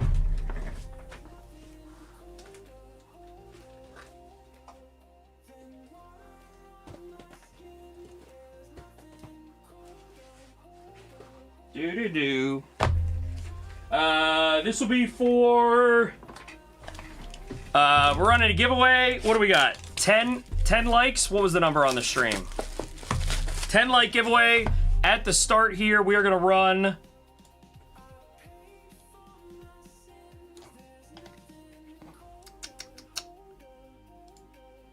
we'll do a 2-pack giveaway here of Heatwave Arena, which is one half of Deaths and Rivals in English. This is the Japanese set. Heatwave Arena. We'll run 2 packs here for this one. And then we will run another one at 20 likes. And, we'll continue on from there. For tonight, the way that I'm going to do the Zorner list, if you guys were here on Saturday, we did the Zorner list. Anyone who was on the list got entered into a raffle to win, whatever that was, Astral Radiance ETB. That will instead be anyone who ends up on the list will get a pack of Heatwave Arena. So if you pull any bottom level cards, so let's go to $30 pack is the example. We've got 2 $12 cards here. They're at the very bottom of the $30 pack. You will get entered in, or you will just get a pack of Heatwave Arena. Same for anyone that pulls any of the packs here. There's 5 at the bottom of the $50. We've got a $30 one in the 75, and then in the 150, we've got a bunch of $75 cards, like a lot of $75 cards. There's like 12. So, bunch of packs. Somebody's going to go home with a big hit from the box itself. So, we've got that going on. And, yeah, we're at 20 likes, so I will pick 2 winners here. And then, we'll get into the event. And I'll talk through a whole bunch of stuff related to that. Let's pick our 2 winners. We've got Mark and Josie, who continues to win giveaways, even though he says he doesn't. Mark, you are up first. Let's see what we got for Mark here. Ooh, Electivire EX out of the first pack for Mark. And then, yeah, all you guys that are out there in chat hanging out, if you have any more questions or anything you want to talk about tonight, please just let me know. We are hanging out the rest of the night here. All right, Mark, there you are. There's your 2 packs. And then let me find Josie's 2 packs here. We'll run another giveaway if we get to 30 likes or, whenever I feel like it next. But I'm hanging out with you guys for the rest of the night here. This is my last stream before I take a few days off. Josie, you got the Arvin's Mabastiff EX. There you go. And this one here, pack number 2 for Josie. Nothing in it. All right, there you go. Nice. All right, well, that's a good start.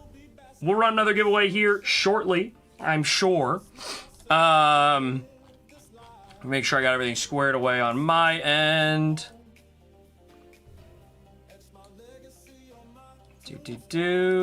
I'll turn the music back up. There we go. Sorry if I'm blowing out your eardrums all of a sudden. And, there we go. All right, so let's talk through the event tonight. $30. Actually, let's start with the 150 because I got yelled at on Saturday by someone who's probably not watching anymore for not having the Pikachu up top. So tonight we have, this is the very first time we'd ever pull this card in any fashion on Zorner Cards. This is the Multi-Chew from 151 Gathering. We never pulled this card, much like the Gengachu, we never pulled it. But that is the top of the 150 pack. Up there right now. Let me go to...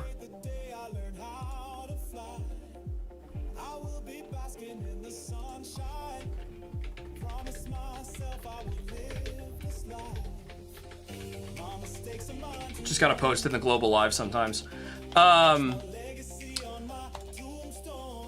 So yeah, the 150 pack, we got that one up top there. The Mega Gengar here. Mew. Blastoise Holo PSA 9 from base set. Light Dragonite from Japanese Neo 4. That's a cool one. There's some nice new ones up here that we haven't seen before. Go and click through the 150 pack. That's got some nice stuff up top. The 75 pack here. We had to bring back another fan favorite. This is a card that I need to get for my own personal collection. It is the Dark Mewtwo. The tournament promo. An absolutely sick card in a PSA 10. We also have Japanese Bubble Mew up there. Or is this Chinese? Chinese Bubble Mew up there. Mega Charizard UPC promo in a PSA 10. Gardevoir from the Radiant Collection. XY PSA 9. And then a bunch of other nice stuff here in the $75 pack. Yeah, some real good stuff in there. $50 pack's got a fun one up top. Celebrations Zard in a PSA 10. Dark Blastoise in a 9 from Rocket. Mega Charizard Full Art in a 10. Gyarados Breakpoint PSA 9. And then some also other fun ones. Some regulars that we've seen there. And then the $30 pack. We were talking about it earlier tonight. Vivid Voltage. The top hit from Vivid Voltage. Pikachu VMAX in a PSA 10, the Rainbow Rare. $300 card for that one there. And then some other fun ones here. New cards for us in the $30 lot. A couple nice things in here. But that Rainbow Pikachu all the way up top. And what else do we have? Yeah, 100% EV, I think, on all these is going to be our starting point. Probably just a little bit over. 101.5% is the starting point on the $50 pack. 101% on the 75er. And right at 99.99 on the 150 pack. So there you have it then. Reminder for you guys. We have the... what's it called? The giveaway packs that we'll be doing. 30 likes for the next one on those. And then, what's my one other thought? Oh, if you hit a true floor, you are going to get yourself a pack. We're doing Heatwave Arena here. It's a brand new box. So we almost have a guaranteed pack hit. Box hit. We have almost a guaranteed box hit tonight. Out of a new box, we should be able to pull something spicy. Speaking of spicy, who is this guy? Did Josie hit big? Josie is in. He's doing a sampler here to get us started, folks. Let me put up a poll. I haven't had one up tonight. Oh no, it's Josie says that is not me. Oh no, it's not Josie. Okay, it's not Josie. Josie should have known it wasn't you based on the fact, you know, you're claiming you're broketh all the time.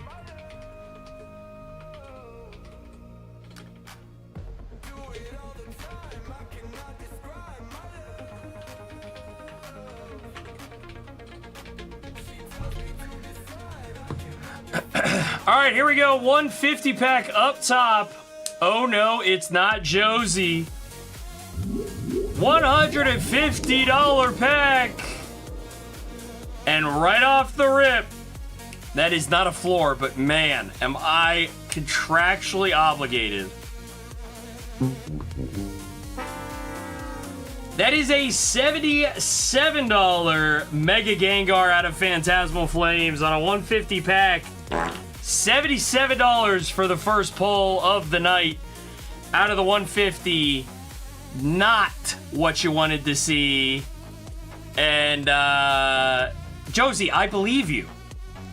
I believe that it's not you. $75 pack here for whoever this is. Let's see if we can... No. Oh, no, it's not Josie. Let's take a look.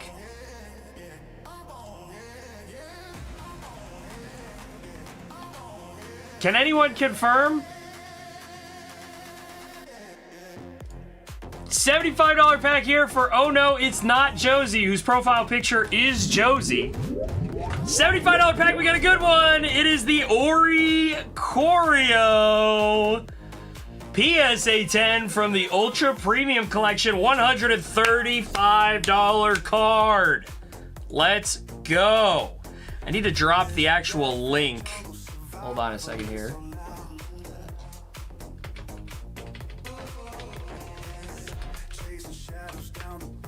That's the one that needs to be pinned. Place pinned message. Done. Okay. Nice pull there for whoever this is. $30 pack once again for Oh No, It's Not Josie. And we've got the Mega Kangaskhan in a 9 Japanese. That is a $22 card. Remember, the floors are 12. 22 about mid-average. We're good with that. Good pulls, McWizard. And we're back to the 75er. We already pulled hot. We go again on the $75 pack. Japanese here. Mega Latias, the full art in a 10. $40 card on the $75 pack. Not down here at the bottom, but not the best. $75 pack at 100% EV. 101% on the 30 and the 50. And the 150 pack is up there after our first pull was only $77. No floors yet. All that is up for grabs for somebody. Get some bonus packs. I don't know who this is, but, you know, congratulations. No cards left. I don't know. Josie sells quick, right?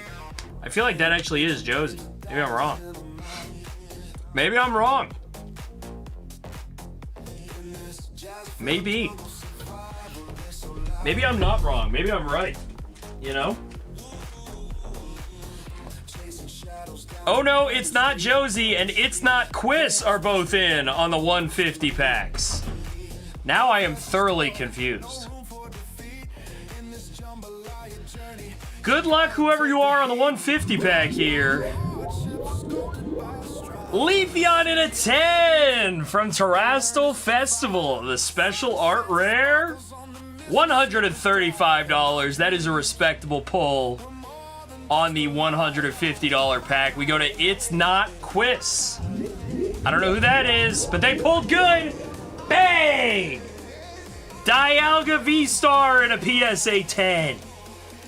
Origin Form. Dialga V-Star. Crown Zenith Full Art Secret Rare PSA 10. $278 for It's Not Quiz. Let's open this up. That looks like Zoran Holio to me. Congratulations, Quiz or Josie. Whichever one of you clowns pulled that 150 pack there and got yourself a $278 card, and we are off to the races.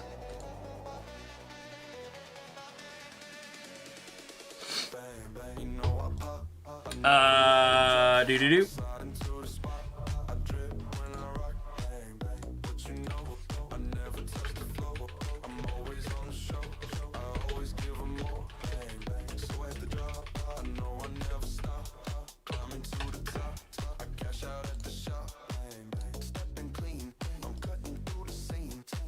I guess I need to use Quiz's name to get W's. He does have a W in his name, unlike Lucy, so $75 pack for whoever this is.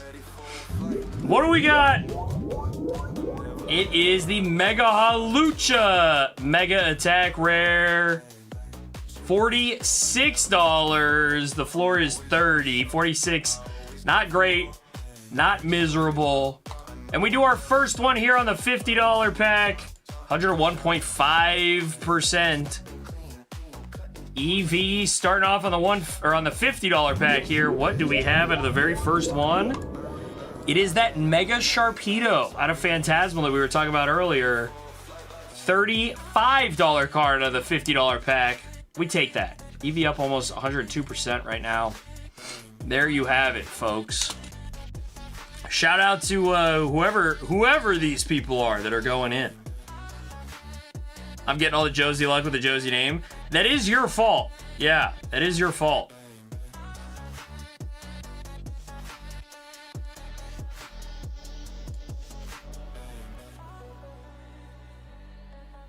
Real one, what's going on? Welcome in. Juicy's in on a $30 pack. Juicy, who famously won the Astral Radiance ETB for having so many bad polls on Saturday, is in here on the $30 pack. Let's see what we got. Acerola's Mischief at a PSA 9. Juicy, that is a $14 card. That is not where you want to be. In fact, that is so bad that it's not even bad enough to qualify you for a pity pack here down at the $12 value. $14 card there for Juicy on the very first one. We are sad about that. We go to I Am Zornholio now. Whoever this is, good luck. Pikachu PSA 9 from the holiday calendar. $16 card. Just because it's Josie, he gets that one. Yeah, it is still Josie. He thought changing his name was going to help him. It did not. Oh no, it's not Josie. In on the 75er here again. Ambipom in a 10 from Phantasmal. $42 card. We are not stoked on that one. We are not stoked on that one. EVs are ticking up on these last few. 101.4, one of my favorite radio stations. 101.8, not that great of a radio station. 101.9, not a radio station. And 99.8. Is there a 99.8? 99.7? Who remembers radio stations? They're like stuck in my head like phone numbers for growing up. So there we have it. No true floors yet. Somebody's gonna get a hit out of what's it called tonight? Out of one of these Heatwave Arena packs we're giving away. Someone's gonna get a hit. The good news is now I do these on Monday. Everything ships out on Tuesday. I sit here and pack orders while we do this. It's called multitasking. I'm getting good at multitasking. So good to have you guys hanging out with me. Like I said, we are still I'm happy to have any conversation you guys want to have, Q&A, anything like that. Want to talk about whatever it is you want to talk about. Want to talk about macaroni and cheese and ketchup. Want to talk about how Oh No It's Josie is going in on a $30 pack. We could do that. Here we go. Mega Lucario PSA 9 from Mega Dream. $19. We take that on a $30 pack. We gotta change this name. Oh no, it's Josie. You gotta get a winner's name up there. Juicy's in on another $30 pack, who Pete says quit Pokemon a few hours ago. Welcome back. Groudon, this is a great card. It's Japanese and a PSA 9, but it's still $29.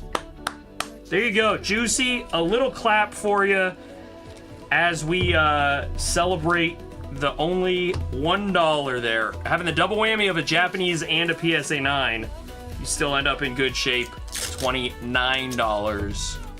Not the end of the world.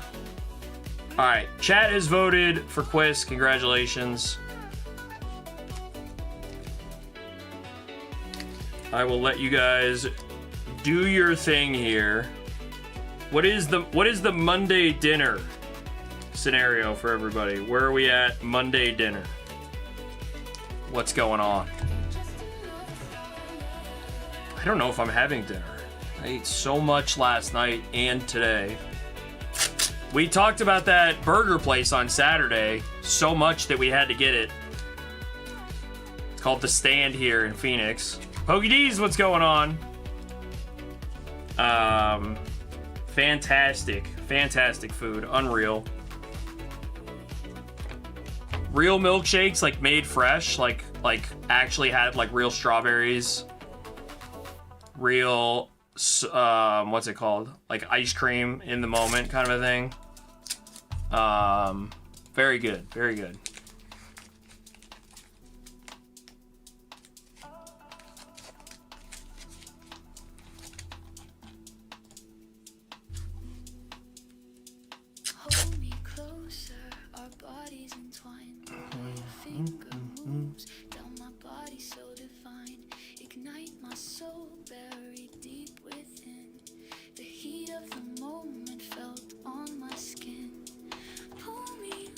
What's the word out there? You know what we haven't had in a minute? We haven't had an Ashley trivia night in quite some time. That's what we haven't had. Oreo is my hero. Now that is not a name. First off, reminder, Oreo flamed me on Saturday that we didn't have the Pikachu. Absolutely roasted me Saturday night for not having the Pikachu. And then is not here while we have the Pikachu right now. What are you gonna do? Oreo is my hero. Don't know if this was the name change you wanted, Quiz. Here we go, $75 pack for you. Speaking of Pikachu, it is the gym event campaign promo from 2024.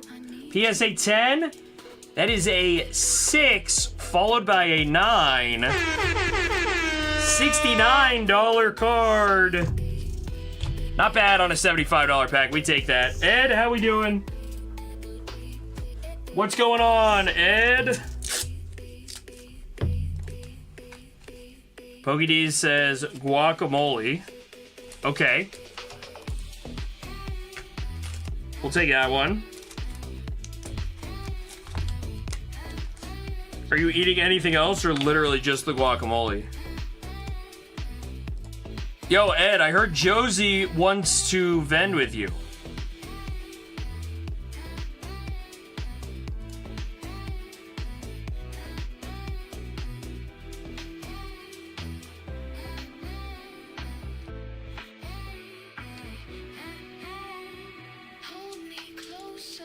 Oreo is my hero once again here on a $50 pack. Let's go. Ooh, Rockets Wobbuffet in a 9. There we go. Wait, I gotta know, is this actually Quiz? Hold on, let's check.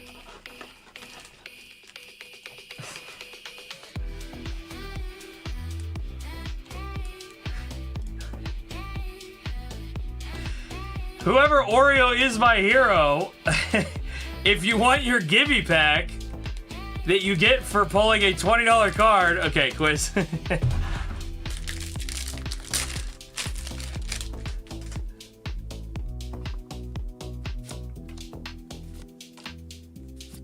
Oh, we got the Crustle. The Crustle. For Quiz. There you go, Quiz. The Quastal for Quiz. Chips and guac cannot go wrong. No, you cannot go wrong with that. Nice redemption pull there, Quiz. Nicely done. We'll definitely take that as a redemption pull, sir. Wait, it's not even Quiz. It's new variable. Oh, congratulations, new variable.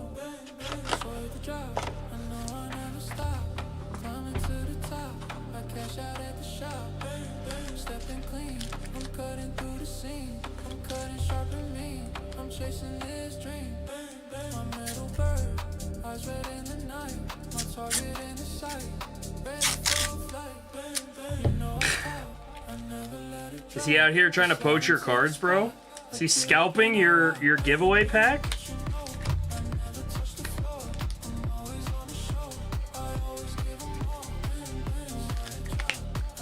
Jack is buffering. Keep getting buffered every 3 seconds. Nothing on my end. I would assume it's just YouTube side.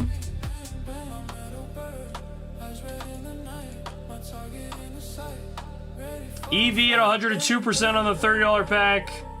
$50 pack at 102% as well. 101.5% on the 75er and just at 99% on the 150.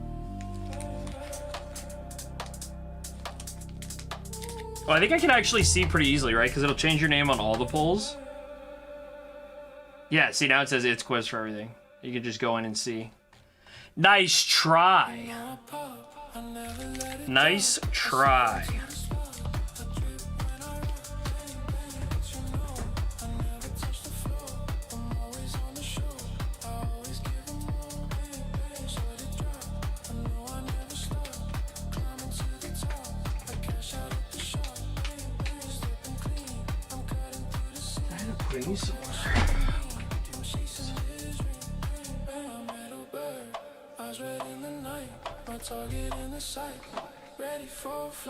It's Quiz is in on a $30 pack. Quiz, appreciate you going in, bro. Sorry you're playing solo right now.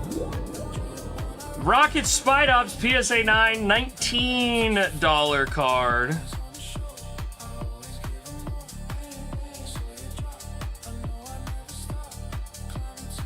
Silent, I have a hammer too. 102.69% EV. There you have it.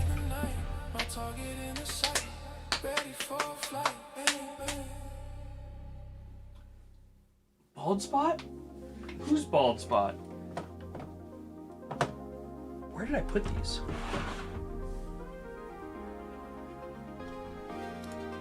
Raymond is in the building. He says, hello, hello.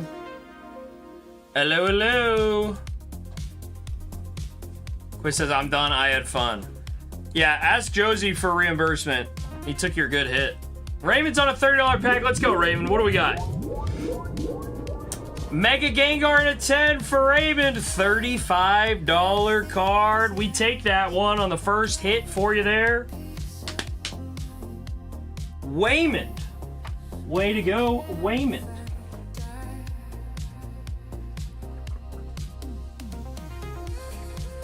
I'll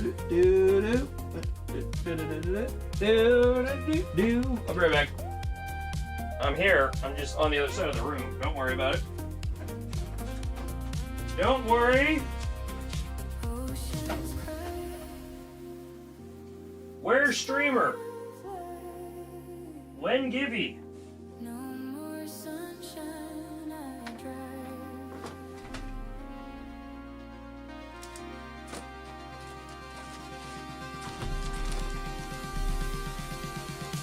Bum bum bum.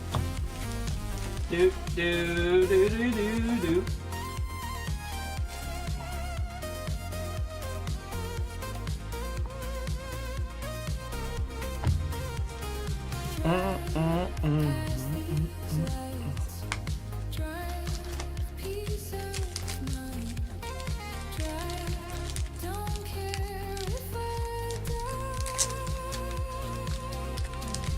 Reminder for you guys to like the stream if you haven't already. We are doing another giveaway at 30 likes. And every bottom poll from any lot, dollar-wise, does get a hitty pack, a reimbursement pack, if you will. Don't forget that part of it. I swear I had more mini orders to pack. Maybe I'm making it all up.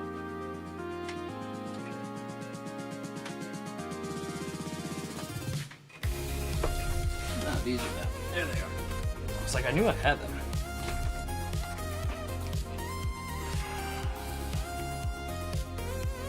Ba-da-bum-bum-ba-dum.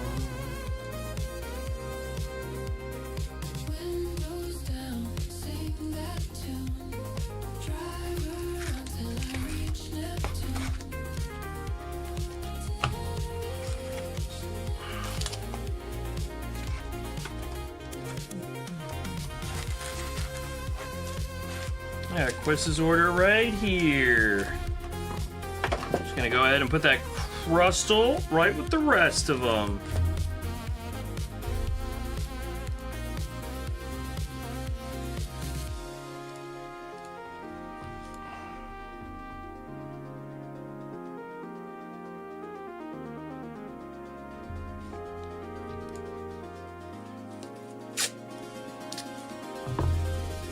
I guess I don't know. Do I need to do it? I didn't really do an explanation of what Galaxy Grails is, now that I'm thinking about it. We just kind of went into it. So I'm kind of talking about it for a second here. But it is a digital pack opening experience with real slabs. That's right, hashtag not NFTs. Every single one of the slabs that you see pulled tonight is held in the PSA vault. No, Quist, yeah, you can absolutely get whatever you want from the site. I have not packed your order. I just have put it on cardboard. That's it.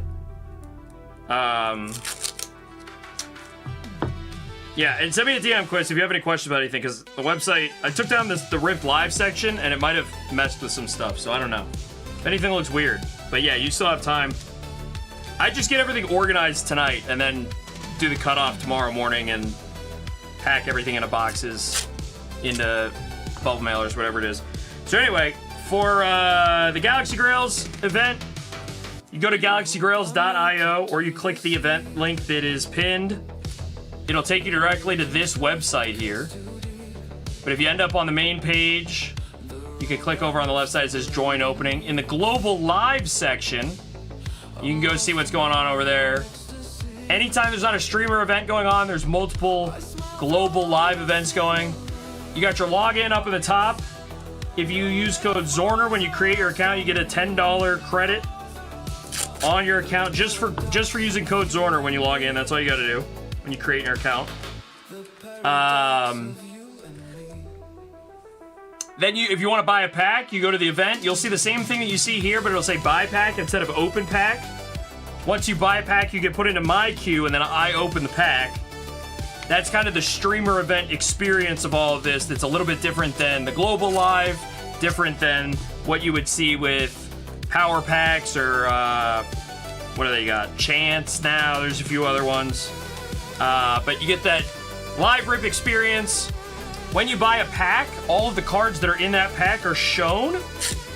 Once a card is pulled from that pack, it is removed from the remaining cards. So think of it as like every time you play bingo, right? They spin the thing and like the little ball comes out of it. That ball gets taken out, right? So it's like the same operation as that, which means for every bad card that is pulled, price-wise, there are more good value cards that remain. Therefore, your dollars go a little bit further every time that a bad card is pulled. Vice versa, also, obviously. The events end when they get to a point of it being too low of value for anyone to buy in. Basically, you'd be losing money on average if you bought in. So the event will end. What happens when you pull a card? You can go directly into your Galaxy Grails account. It'll be in your inventory, and you can, in that moment, sell it back immediately for 85% of card ladder value. That's where all these prices are derived from, card ladder. Which is the standard for all these digital pack opening experiences. You can also hold on to it, or if you want to keep the card, get it shipped to you from the PSA vault. But everything is held in the PSA vault through Galaxy for the time being. Eventually, you can, you can technically get it mailed to yourself and then get it sent to the PSA vault. And continue to store it there, or if you want to store it in the Fanatics vault or some other vault, you can store it at your grandma's house, whatever you want to do. But effectively, the card is yours once you pull it and you get to choose whether you want to sell it back or hold on to it. And that's the deal. You'll kind of see, we'll chunk away at some of these. As the expected value goes up, that's the remaining value of all the cards that are left. So like if we look at the $30 pack, 7 have been opened so far.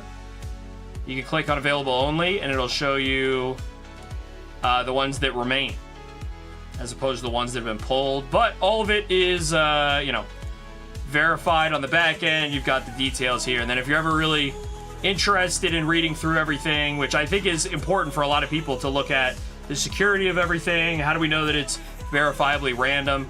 Can't see it on my screen right now, but if you go down below where all these cards are on galaxygirls.io, there's the company. It says terms of service, privacy policy, documentation, and the documentation's pretty good to look at here. We can open that up real quick and I'll show you. But you could just go in here and see all of the way that everything works, all the explanations, and then you can contact Galaxy if you have any questions. That's my whole spiel there. Appreciate you guys listening to me as I go through that, especially people that already know what's going on.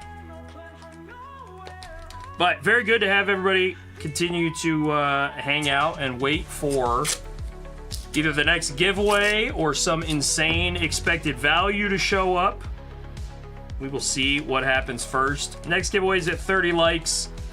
Next time that somebody hits a bottom card from a lot, if you pull like the $12 Dawn here from the $30 pack, you will get a pack of Heatwave Arena. There you go. Raymond says Galaxy slab battles would be crazy. Nolan and Josie did one on Saturday, and I think Josie got cooked. Does that sound about right? Quiz placed in order. I see that. What did you get, sir? What do we got for you? Let's go. Okay. Nice.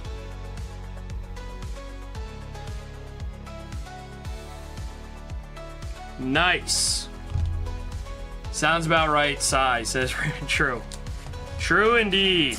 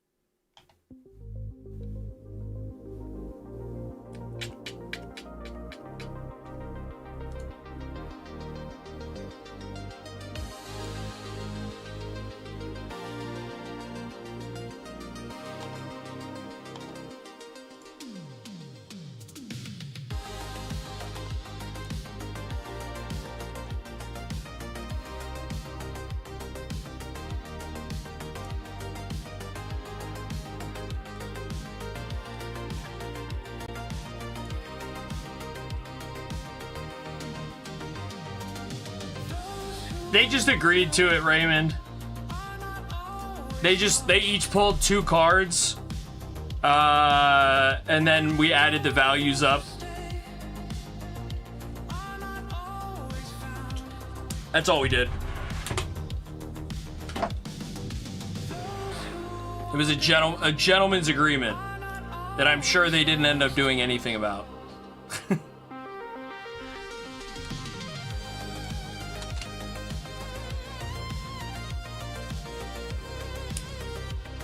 Ba-da-bum-bum-ba-dum-bum-bum.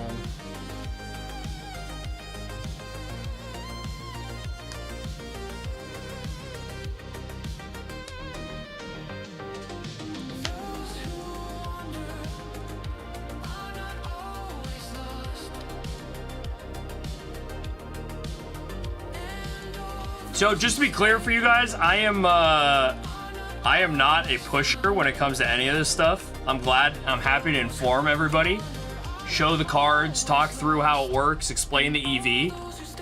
I have no interest in overhyping or, oh, you know, the queue's empty, feel free to hop in. I'm you know, I'm guilting everybody if we're sitting here doing nothing. I got work to do. I treat this as like in office hours kind of hangout with you guys. That's why I do the Q&A at the first. And I'm glad to hang out, talk with chat, whatever the deal is. And if people jump in, they jump in. If not, we're chilling. So, I don't know. Not like something I'm like, ooh, I gotta get super comfortable in the pocket of like sitting here and being quiet on stream where I'm normally talking the whole time or ripping packs with my hands so everyone can see what's going on. Just, this is the way that this time is gonna be spent here tonight. So I appreciate you guys hanging out. Again, we're hanging out. You guys can all, yeah, like Josh is saying, being financially responsible. Again, this is not me being like, I'm not pushing anybody, and that's me pushing you guys. I don't want anyone to buy anything they don't want to buy.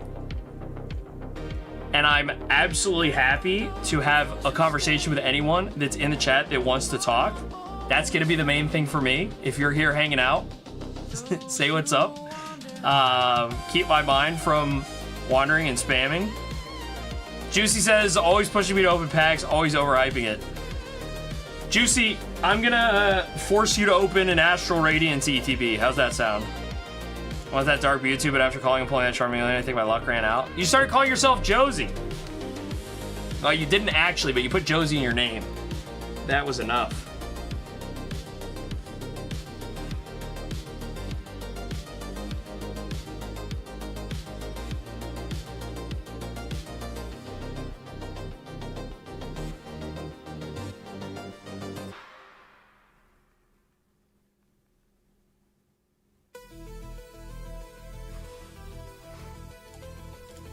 All right, Pete is going in on a $30 pack. That EV's up at 102.5%. Let's go. Pete, what do we got? Flygon in a 10 from Inferno X, Pete, $37. We'll take that. Josh says, I'm still waiting on PC support to help me on the perfect order fiasco. Yeah, that is unfortunate. I did see that happen to a lot of people. Raymond says, I've been on a losing streak. I learned to take the foot off the gas on my other stuff. Yeah, I mean, listen, I know how this stuff operates, right? Like, in the same way that we talk about it with cards, right? The difference here is like, A, it's easier to like spend your money. There's no queue in regards to like, you gotta wait 2 hours for me to open somebody's packs or a whole bunch of people's packs or whatever the deal is. There's also the no friction of like, you don't get the cards in the mail in a week or two. I get it all. After the fact, right? But it's also, you know, be within your tolerances, know your situation. I know there's a lot of people that have no issue spending money on Pokemon packs, but they're not a big fan of ripping the digital packs, so they don't care about slabs. Yeah, I've talked about it before, but yeah, this is just it's a nice thing for me to not create a bunch of front end or back end work and still have the ability to hang out with you guys and still provide some lame version of entertainment that I provide. Not that the Galaxy Grails part is lame, it's that I'm lame, because we all know if 107 people jumped into queue right now and we sold out the $30 event, that's not lame. It would be very hype. We'd be super excited about that. Juicy, what do we got for you here? Ooh, the Goldango in a 10, Juicy. $49 card on the $30 pack. Little snaps for you there. That was actually a heater. That's a nice pull, sir. Josh says, I wanted my ETBs at this point myself for a refund on price difference. Yeah, I mean, yeah, that whole thing is tough. I saw it happen to a lot of people. So now the card shot the same reason, right? 4 boxes for OX cover. Steph's loves the card shows. Me too. I need the baby to be able to go into the world to the point where we can start going to more card shows on the weekends. $30 here for Juicy. What do we got? Team Rocket's Meowth in a 9, $17 card, Juicy. Not ideal. Not yet. Too young, Juicy. Not yet, but soon. Very soon. Very soon. I will be out there. The baby will be smacking the cards out of my hand. I am ready and excited. But always, like what Josh is saying here about like financial responsibility, like I can't preach it enough. Like it is literally me preaching it, but like financial responsibility within the hobby will keep you in the hobby long enough that it becomes financially beneficial, if that makes sense. In the right way.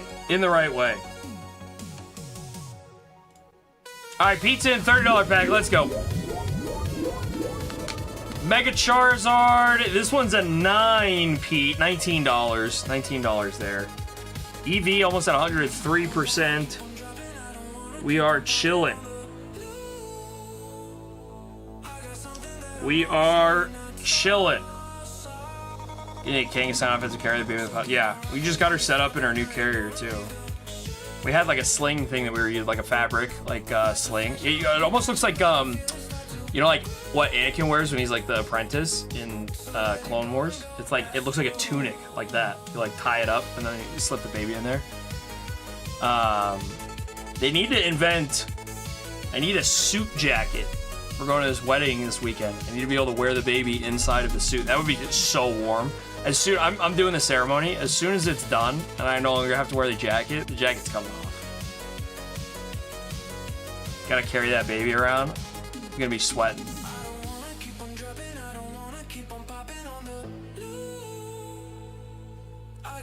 Oh, Raymond, dude, sore and muscles in spots that you like didn't know you had to work out beforehand. You know what I mean?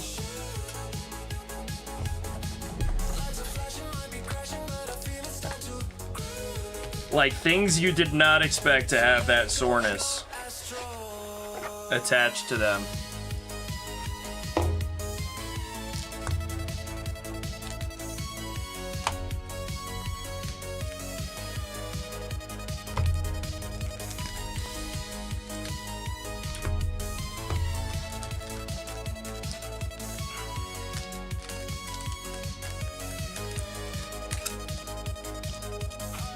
What is this today with Chelsea? I'm super sore.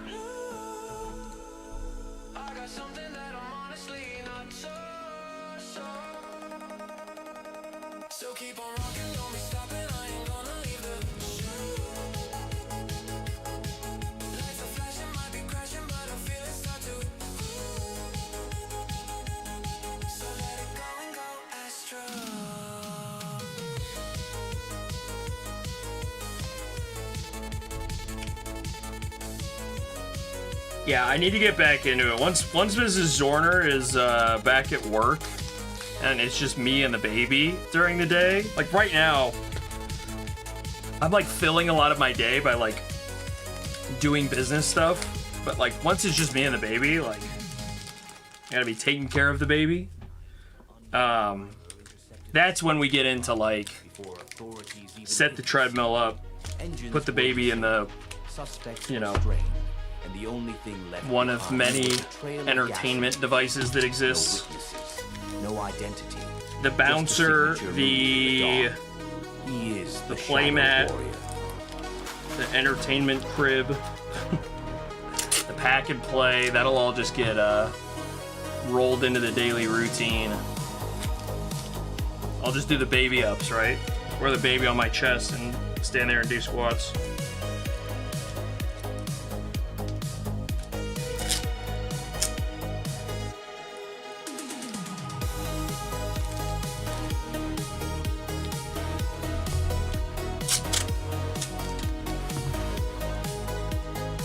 Raven says I do push-ups on Saturdays.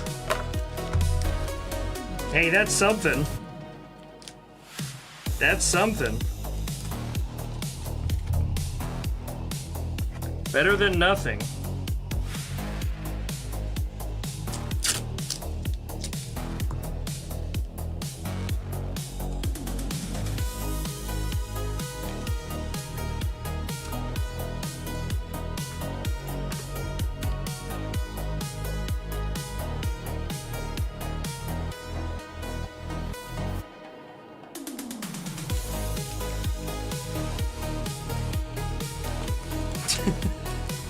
Dude, having to approve this message from Raymond is so funny right now.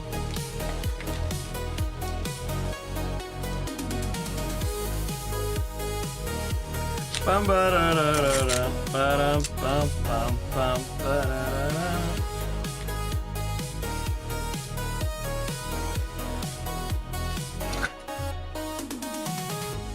Just that he only said that word in the follow-on because he said books in the first place. We didn't know what you meant by man books, Raymond. Now we do. Now we do. Do you guys think I'm gonna get raided by Deep Pocket Monster? Imagine he raided me and it's just... What is he? He has 7,000 people watching right now. What percentage of those 7,000 people watching Deep Pocket Monster are under the age of 18?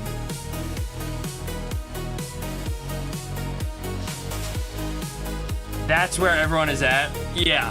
I'm sure there's a lot of overlap between my viewers and DPM's viewers.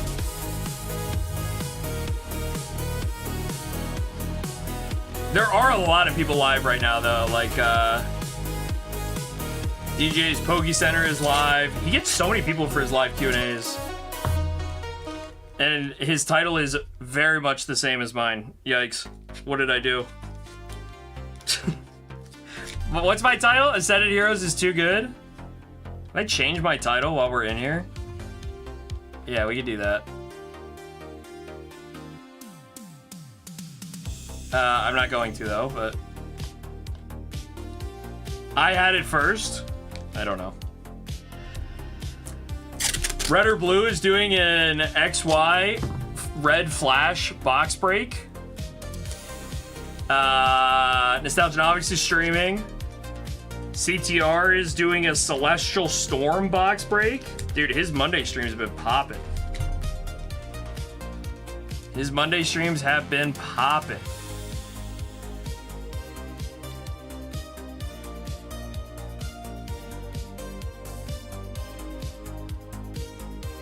And then, of course, DPM is popping.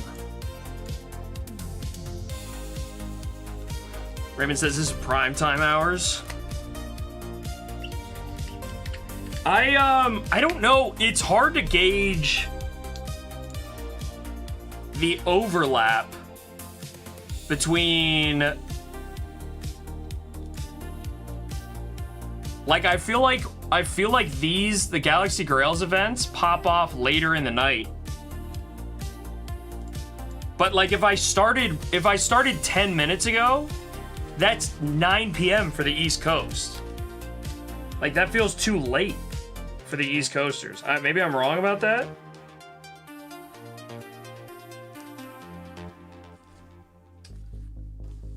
I don't know if I'm wrong about that. I don't know if I like the stream. Here, let's see if I can get you guys to 30 likes and we'll bump that view count. There we go. All right, we'll run the 30 like giveaway here.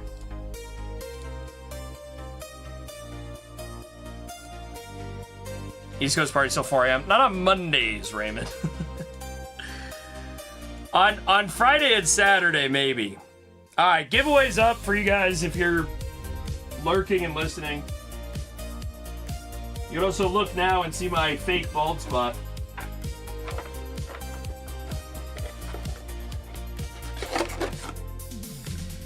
What are we doing right now? Gamers. Who's gaming? Who are the gamers out there that are gaming?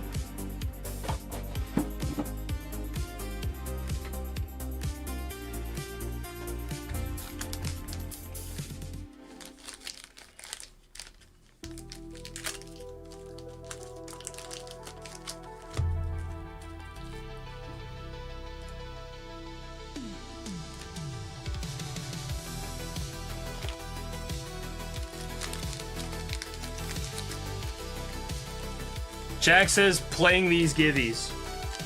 Yo, Jack. You must have been listening in, sir. You must have had some burning ears. Look, it's your name, but upside down and backwards. How about that, sir? How about that?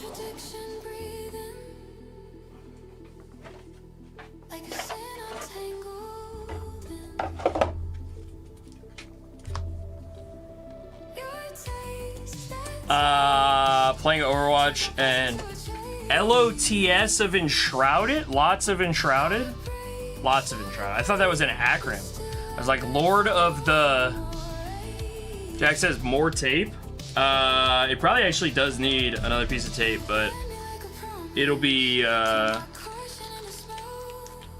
won't be Joshua with the tape. Joshua only wants the tape. PokeD's win 2 packs of Heatwave Arena here. Shout out to you guys for getting us to 30 likes here tonight. Let's see. Let's see what we have. Ooh, Ethan's Ho-Oh EX. That's a little something for PokeD's. That's a little something at least. We go to the next one. See what else we have. Nothing out of the second pack for PokeD's. I'll put those aside for you, Mr. D's. We'll hold on to those.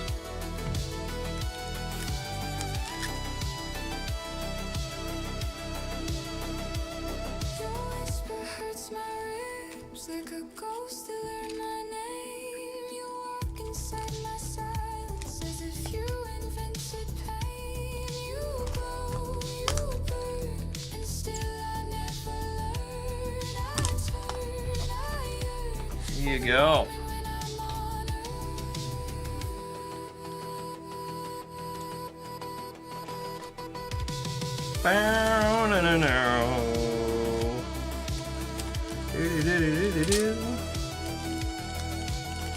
Well, thanks for getting us to 30 likes, guys. We're on another one at 40.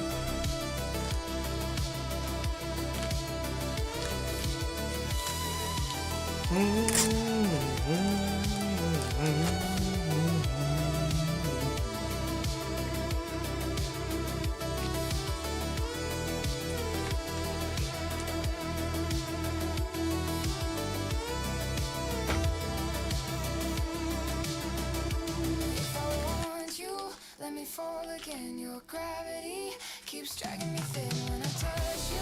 Saturn's rings giving, so draw me back again. If I loved you, Whoa.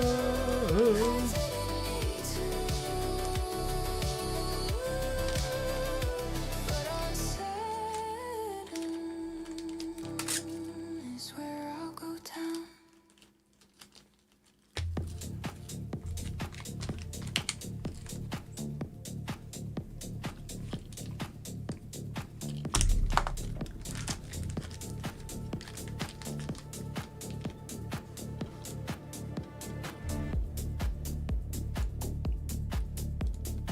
I don't think Raymond has the, I don't think Raymond can pass a background check to become vice president. Juicy, I didn't even say anything to you, bro. Don't blame me for this one. $30 pack for Juicy, what do we got? Great Tusk in a 10. SAR from Scarlet.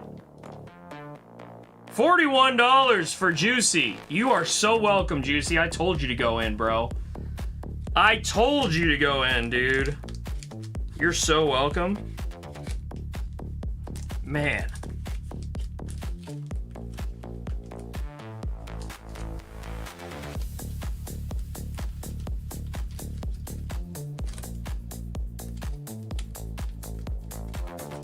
Right. What's that EV looking like? Still 102.2%. We've got the $50 pack is still at 102. $75 pack is at 101. And the 150 is at 99. Juicy's going in again. Let's see it, Juicy. We got the Rockets Wheezing illustration rare and a PSA 9.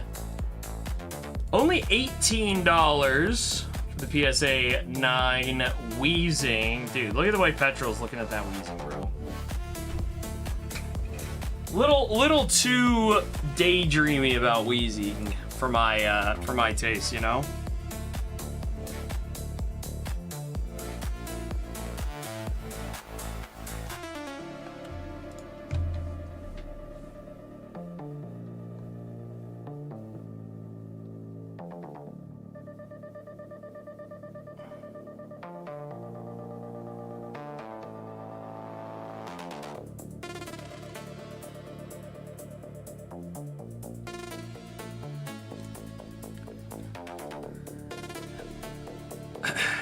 All right, Juicy.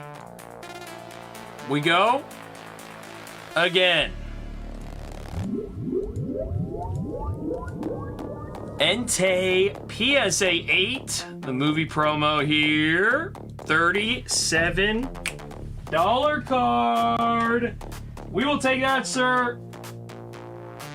We are not mad about $37 on the $30 pack there for Juicy. That's a fun one.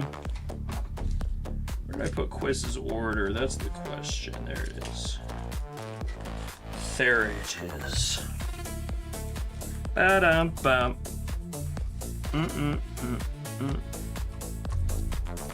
Ba-dum-bum.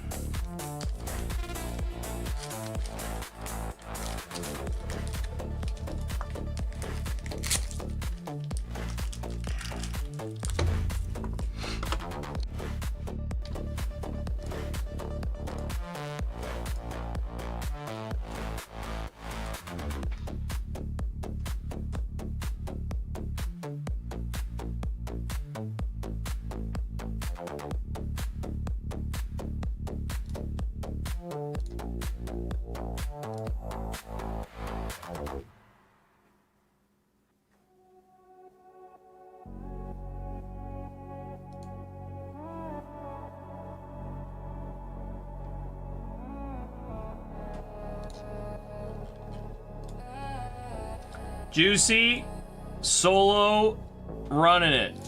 Another 30 for Juicy. Let's go, bro. Oh, Juicy. Oh, wait. No, this is SIR Dawn. Excuse me. $29 card. I thought we had the full art Dawn, which is the $12 floor. We will take a $29 card. Good recovery. See how I oversold the underselling of the card? And then now it feels good that you got a $29 card? That's what it's all about. Nah, that's a good pull. That's a good pull. We take that. We take that.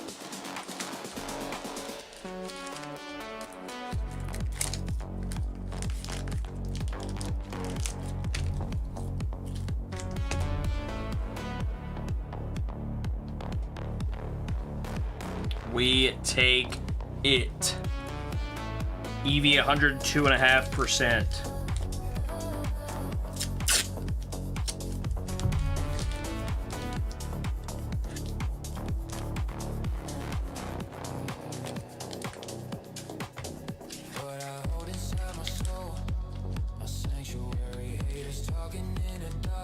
Jack, what have we been up to?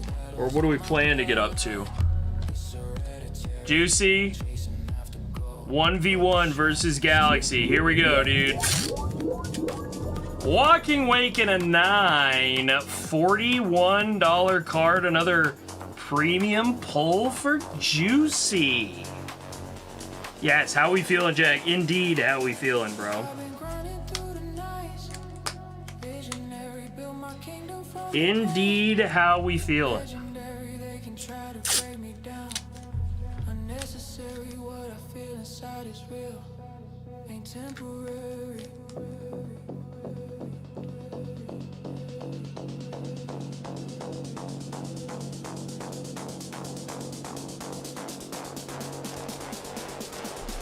Jack says, I feel like taking a day off my business. Too many days on? You feel like you're always on the clock? Here we go, Juicy. Keep the $30 ones rolling. Okay, Pokeball Reverse Hollow Psyduck. PSA 9 from Mega Dream. They say it's a Pokeball Reverse? On the PSA, they don't even call it a Love Ball? Oh, I don't know how I feel about that. What does CGC do? Hold on.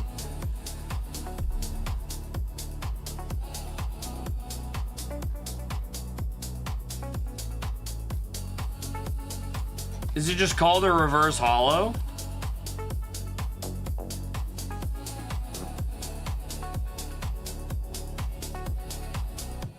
Weird. $30 card, Juicy. There you go, right on the nose. Juicy's in again. Let's go. Juicy, we got the Altaria. This is a PSA 9 from Silver Tempest, the full art. Only $21 for this as a PSA 9. Not ideal. Not ideal.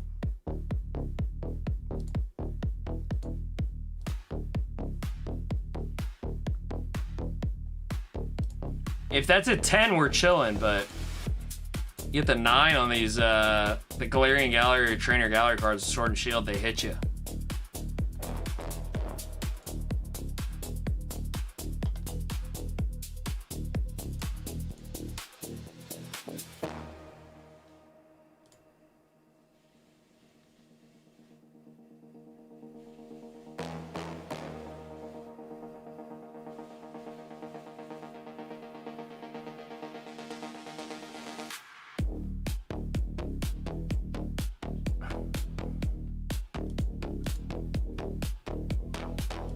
Jack says, girl with green hair and burb. I'm into it.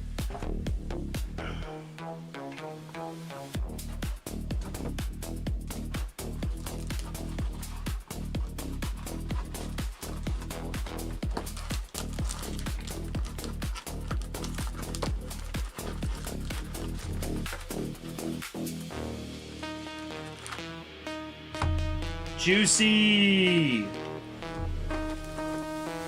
Let's go. Let's just end it with you, Juicy.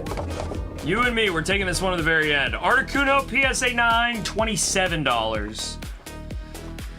If that card wasn't in Journey Together, it would be worth way more than the $27 in a PSA 9 that it is. Kind of weird, you know? That it's priced where it is based on... I mean, it's such a good card. I mean, maybe they should have made it an SIR, I guess. Could be argued.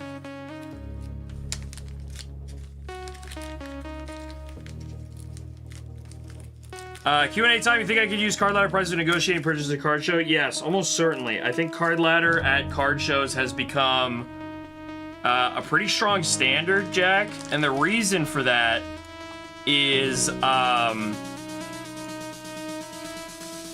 the reason is that a lot of these vendors are selling to companies like Galaxy, like Power Packs, who are basing things on card ladder pricing in the first place. That's how they operate their businesses.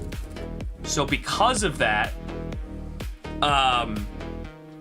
that's the market price that they want to use to determine what price they should pay. Does that make sense? So I think a lot of these guys are using card ladder. And they may not be using the card ladder price specifically, but they're comping similar to what card ladder is using. So very, very like similar, and I think that's like getting closer to the standard now, yeah. Juicy, here we go. And we got Ryan in, RJI Cincy in the house. How we doing? Not in the building, in the house. Mega Mobile, PSA 9, $16, Juicy. We are up to 103% here as Mr. Cincy, RJI Cincy, going in for the first time here tonight. We got the Eevee PSA 9 from the Super Premium Collection. $32 card, little snaps for you there. Very nice, very nice.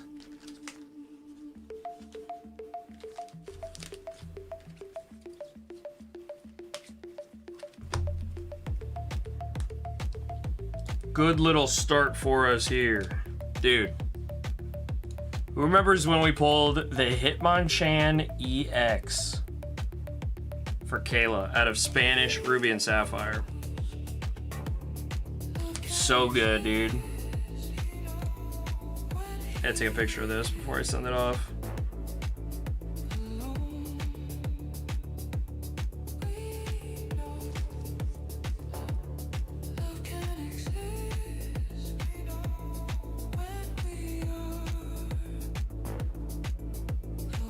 So fire, dude. I got a whole bunch more of those packs coming in. I grabbed a whole bunch more. Continue to say, I sell out of things and then I don't restock them, and I'm a big dummy for literally not going out of my way to restock things that I sell out of. Selling out of things is a very good indicator. Juicy says Nostalgia was doing a Galaxy Girls Outside. New buyer came in and sniped the PSA 10 Megazord. Like, it literally said, like, new next to his name, and he sniped the PSA 10. Because that's kind of crazy. That's kind of crazy. Alright, Juicy. Here we go. That is wild, yeah. Oh, McDonald's Ralts. PSA 10, $21. Juicy. 20 when. 20 when.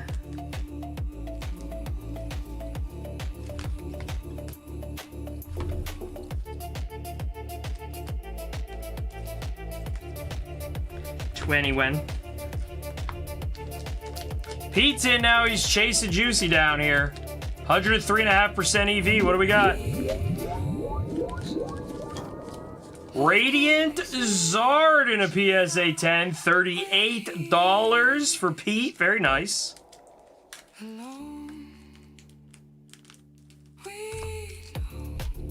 On the 50.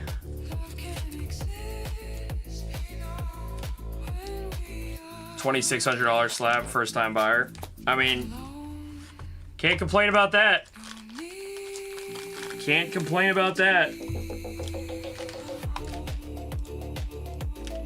EV up at 103.3%. Pete says mini bang, absolutely right. We take those though.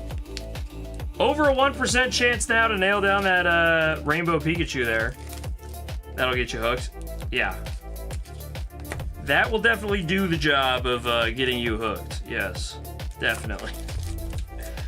Definitely gonna get your attention. Poll Juicy greater than Josie. I gotta stop putting Josie in my polls. You know what I mean? Juicy, here we go. $30 pack. I pick on Josie too much. For Alligator in a PSA 9, Juicy, $18 card. Pete is stealing your thunder, dude. Pete is stealing your thunder.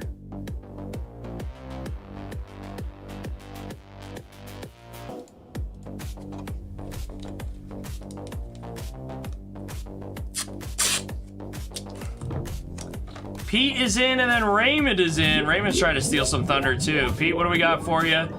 PSA 9 Mew, $18 card there. 104% EV as we go to Raymond. Let's see it. Raymond. Sprigatito, the McDonald's. PSA 10, $35 card for Raymond. Very nice. You can sell that one back and go right back in again if you want. That's the number value there. Juicy, here we go. What's up, Marauder? Juicy with the Lugia V-Star from Paradigm Trigger, $36. Very nice. Solid pulls there for Juicy and Raymond. Yes, like Raymond says, I'm still alive.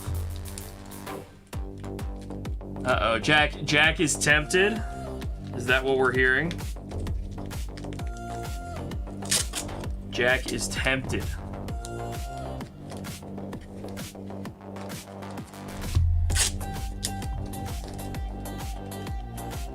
You guys are so lucky you get all the tape sound effects the whole night. Juicy's in again, another $30 pack here. Let's see it. Mega Electros from Mega Dream in a PSA 9, $19 card. Have we not hit a floor yet? Well, there's only two, I guess. There's only two $12 floors.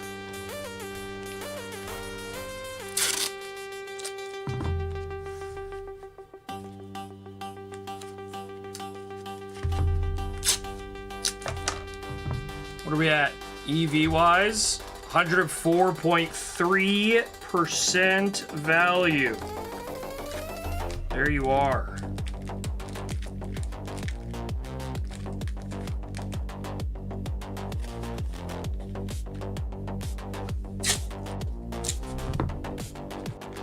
Everyone goes for the rip, but they stay for the ship. Yeah, that's right. The ripping's gonna cost you, but the ship is free. In sound effects and in real life.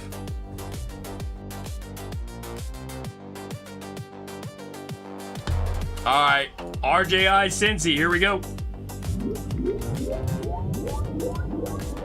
Piplup and a 9 from Phantasmal. $28 we take. $28 we take. Juicy's in. 104.5% EV here, folks.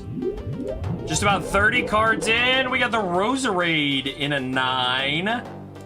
$21 card for Juicy. We are at 105%.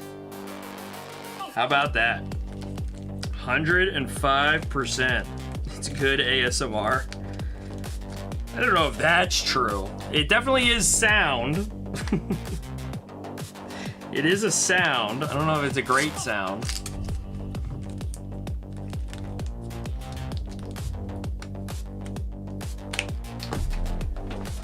Box this one up.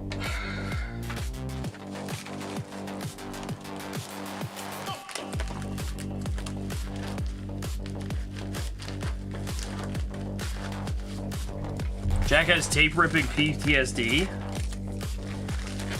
Were you an elf back in the day?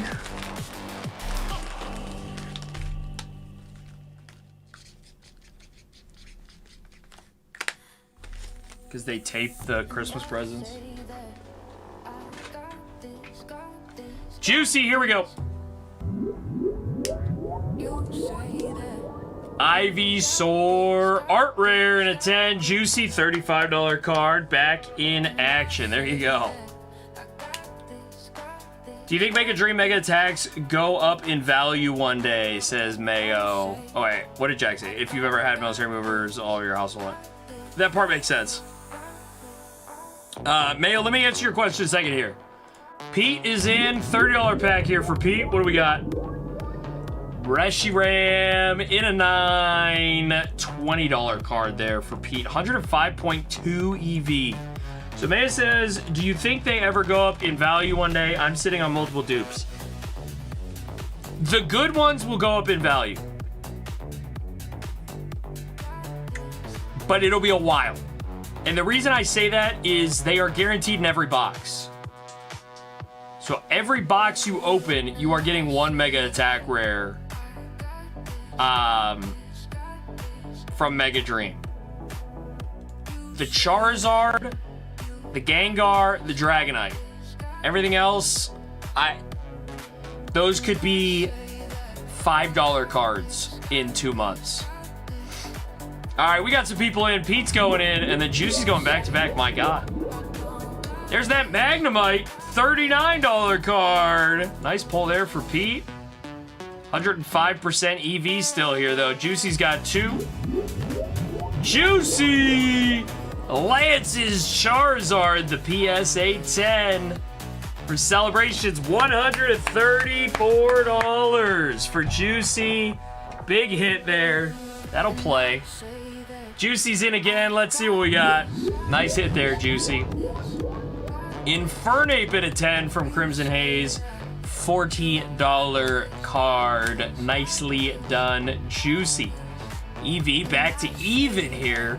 Juicy put in some work on those two. Raymond, what do we got for you? Blaziken from Destin Rivals. PSA 9, a $20 card. Okay.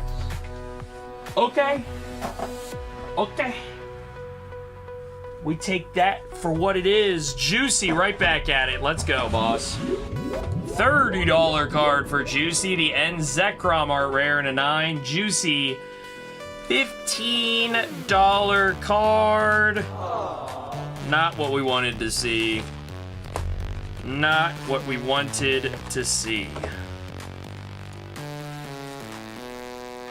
After the absolute heat that he pulled earlier.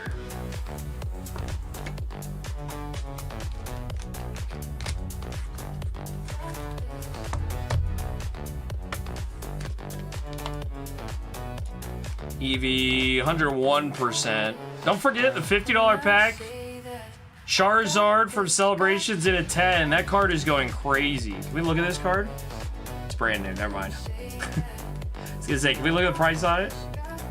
$75 pack, 101.5% EV, 102.4 on the $50 pack, and the 150 pack, 100% EV, has the multi-chew up top. This card is expensive, and it has been expensive.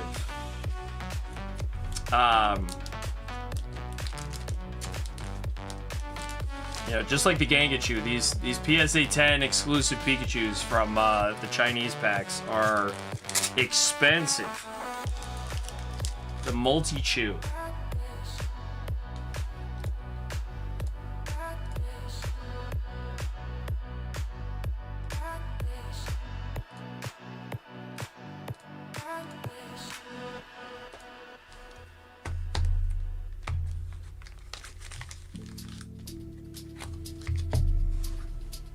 Ba-na-na-da-na-na. Bum bum bum. Do do do.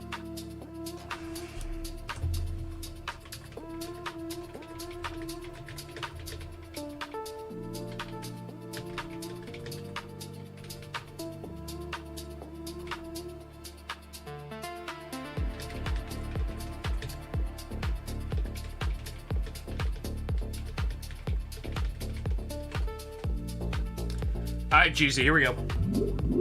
30! Clawitzer at a 10! $33 card. 33 is a good number around here, sir. We will take that for you. Nice pull there.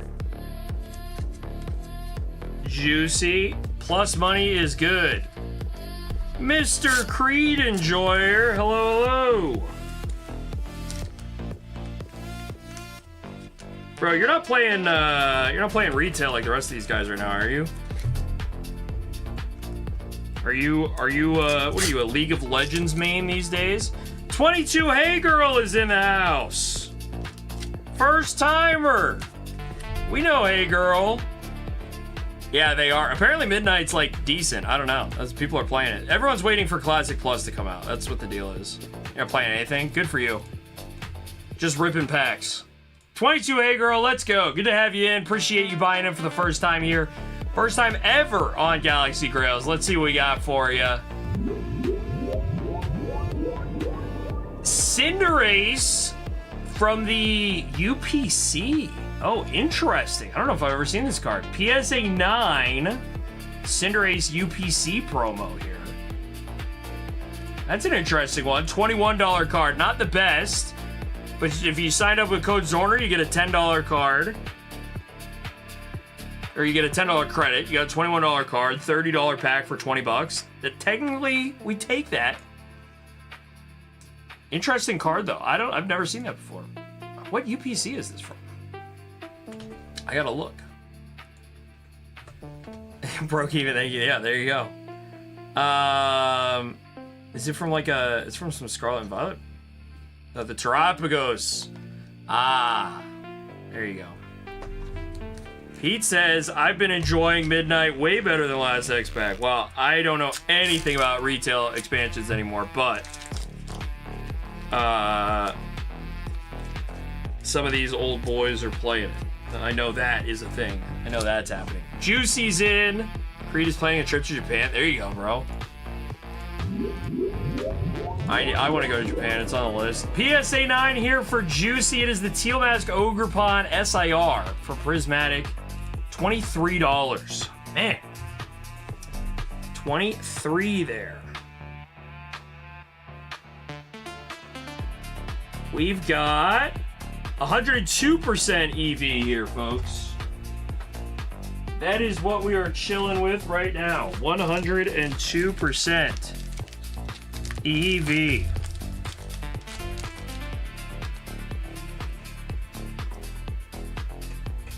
Yeah, some of the old WoW boys but we're all classic heads. Nobody ever plays retail, but these guys are playing retail. I don't know what the deal is.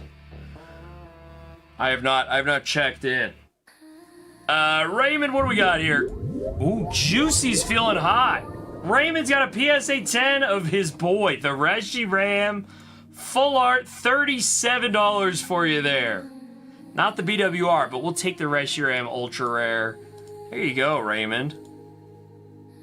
Juicy is in on a 30 and then 250s. Okay, let's go. Yeah, I'm a big WoW guy, Pete. Big WoW guy. A lot of RuneScapers in the Pokemon world. I'm a WoW guy. That is a $19 Team Rocket's Mimikyu there for you, Juicy. Let's go to the 50s and see what we got. We've opened 2 so far, and we're already at 102.4% EV. That's pretty good. Juicy, $250 packs for you. What do we have? Radiant Venusaur in a 10. I think this is a Chinese exclusive Radiant. PSA 10, $60 on the $50 pack. We'll take that. And we go again here.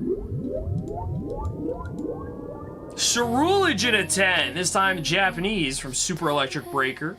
$38. Not as great. Still a great card in my opinion, but not as good for a $50 pack pull there for you. 102.5% EV on the $50 pack. You got Pete in on the $30 pack here. What do we have? Pete's got the Mega Lopunny in a PSA 9. There you go. There's your Mythic Plus Girly. And we're going in again. Pete, what was the price tag on that one? $29 we take.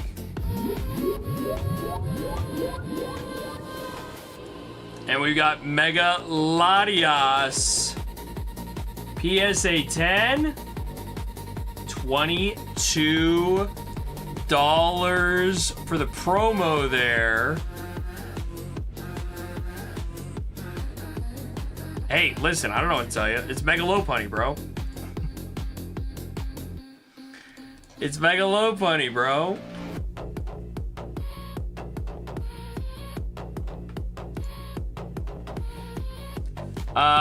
Mayo, hold on. I'll answer your question in a second here, Mayo. I won't open it on stream, but it does ship tomorrow, Mayo. If you buy that sealed, it will ship tomorrow. And get to you very fast. All right. Adam is in. Adam, how we doing? $50 pack. Let's go.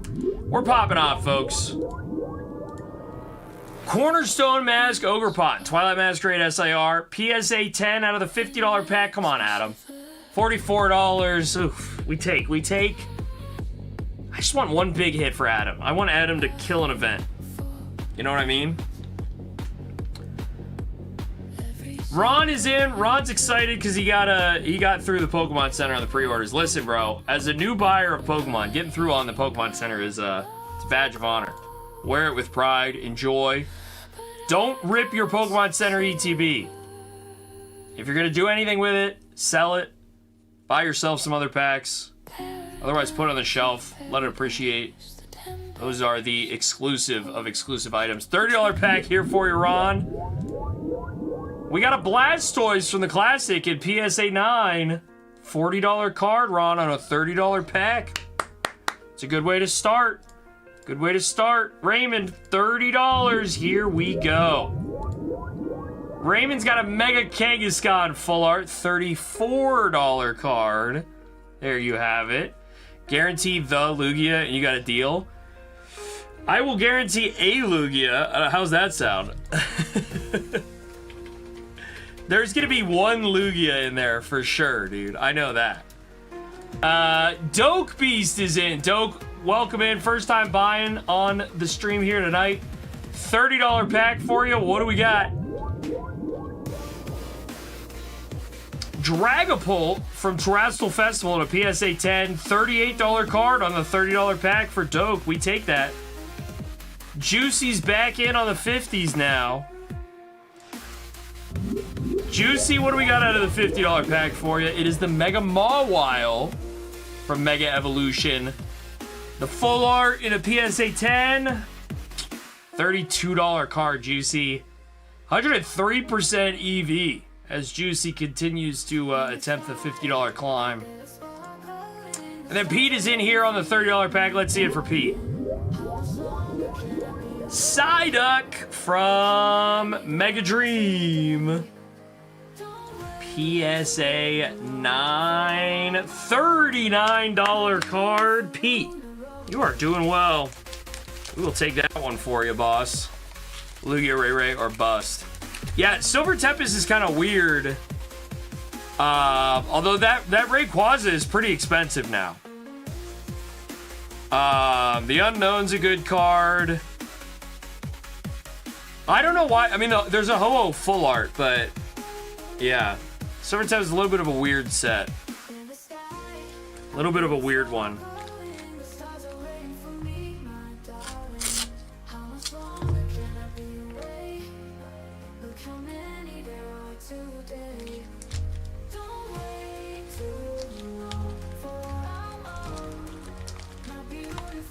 All right, let's do an EV check here for the people that are hanging out. 101.3% on the $30 pack. $50 pack up to 103%. We're at a 1% chance of hitting the Zard there. You've got 101.5% on the $75 pack that has the Dark Mewtwo PSA 10 and a simplified Chinese one there. Mayo says for $500 I want the Unknown to be the hit. I completely get that. I completely get that. Doke is in on another 30. I definitely get that, Mayo. Don't get me wrong. There's also no guarantee of a hit either, so it's like, could be rough. Kangaskhan a PSA 9, $23 card. You know, we take that, Doke. We take that. Still haven't hit a floor in a minute here. Kind of waiting on a floor to show up. Waiting on a floor for somebody to get a pity pack, but thankfully no pity pack just yet, so that's good. That part is good. No guarantee, Mayo. No, it's English booster boxes have no guarantees. Statistically you should get something, but yeah, no guarantees like Japanese. Part of the reason why English cards are, or English packs also are more expensive. No guarantees in a booster box. Yeah, that's what makes Destined Rivals booster boxes insane. You're paying like $20 a pack. And there's no guarantee that you'll get anything versus buying 36 loose packs. It's insane. All right, Juicy's on the 30. Let's go. Juicy, we got the Mega Gardevoir in a 10. $23, man, for the half art Mega Gardevoir. I have like, on some of these cards, like the Mega Gengar in a PSA 10, right? The half art one, or like the Mega Charizard in a PSA 10. Like, I don't know, just put $1,000 into those and wait 5 years. What do those end up being worth? Raymond says, okay, probably last. $30 one here for Raymond. What do we got?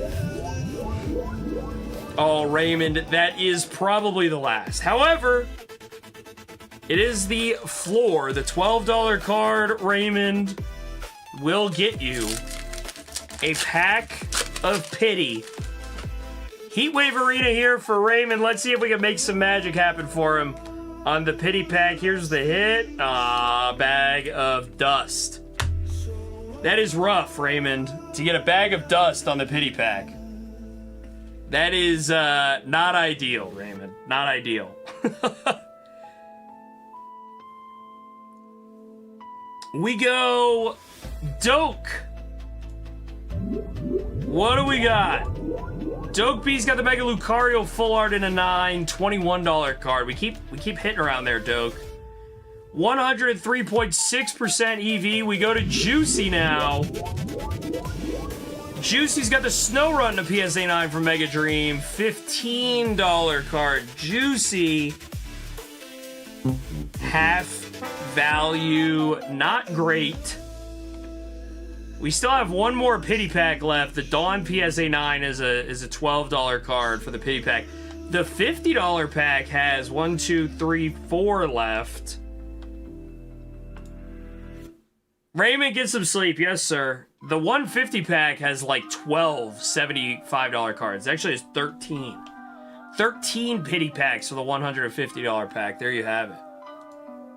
There you have it. Pity pack indeed. Yes. Yes, it is, new variable. Why, are you looking to hit a floor, sir? Just so you can get a pity pack?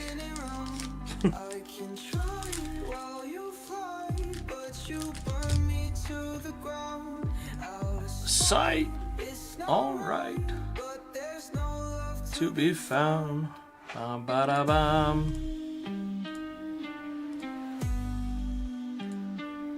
22 Hey Girl is going in again. 104.4% EV. $30 pack here. What do we have? It is the Mega Manectric and a PSA 10. Hey Girl.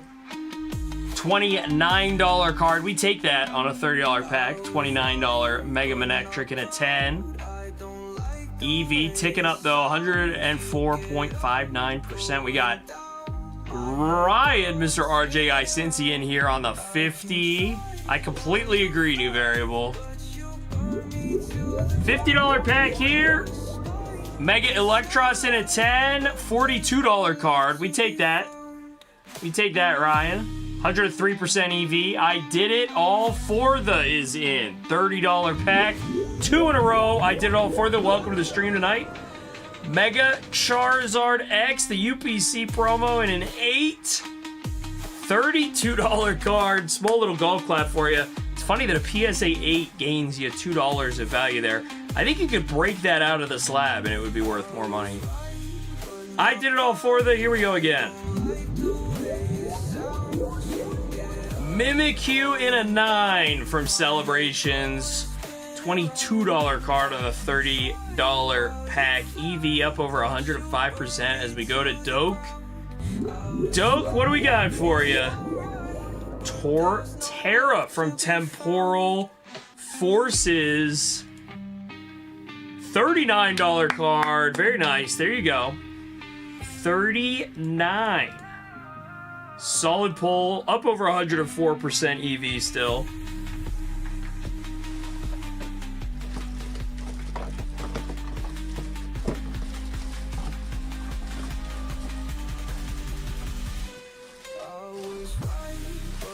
We take that.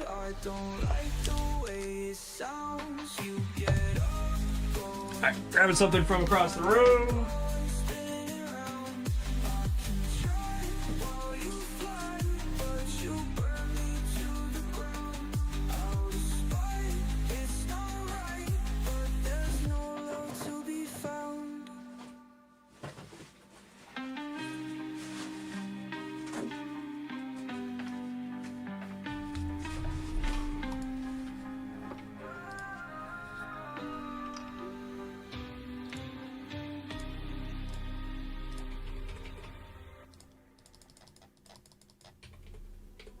When you're so high, you don't think.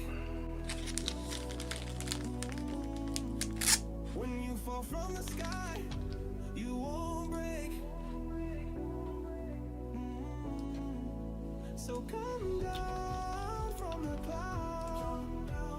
104.6% on the $30 pack. That's the EV. 103.2%. EV is looking pretty good across the board. The 150 is just about even. Because Josie did pull the Dialga. Does he still have it? Let's see. Of course not. Of course not.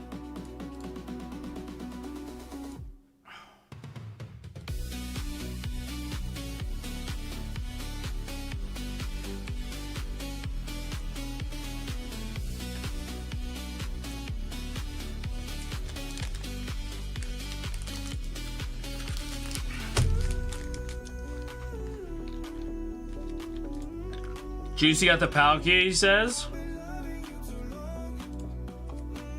What do you got, Juicy? Entei, Radiant Venusaur. Hey, look at that $300 boy. Is that from last night? Or no, Friday night. Saturday night? My stream, Saturday. Please ignore. Has its price gone up? Ooh, look at that. $4 rise in price. Oh, market price 300 still. Never mind. Please ignore. Please ignore.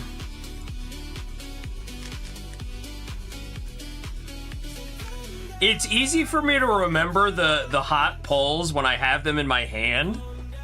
It is hard for me to remember the digital pulls, especially when it's like boom, boom, boom, boom, boom. We get to the end of an event. Then it gets hard.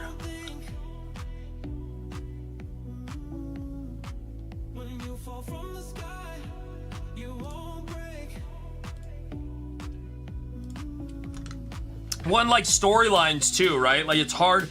It's easy when I know a storyline that happens. Like one of the very first times we ever did Galaxy Grails, before there were even streamer events, it was just open on the website. We were on the Global Live. I was going in, and we killed an event all the way down to the very last 2 cards, and it was me and somebody else. And I don't even remember who the other person was, but they won a 151 Charizard against me, coin flip, head to head. They had the last one, I had the second to last one, and that one I remember. Juicy, let's see what we got here for you. Mega Charizard in a $923 card. That was a lot of lead up. I was hoping I would say that, and then you'd pull the top card, and then I'd be like, but I'll remember this one. Doke, here we go. $30 pack for Doke. Mesprit in a 9 from Surging Sparks. It is a $15 card for Doke Beast. Not what we wanted to see. Not what we wanted for Doke.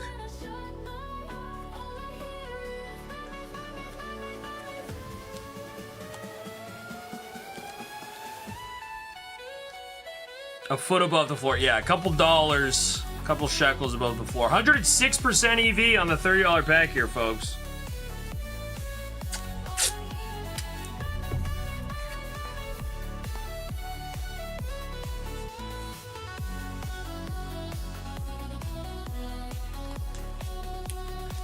Bum, bum, bum, bum, bum, bum.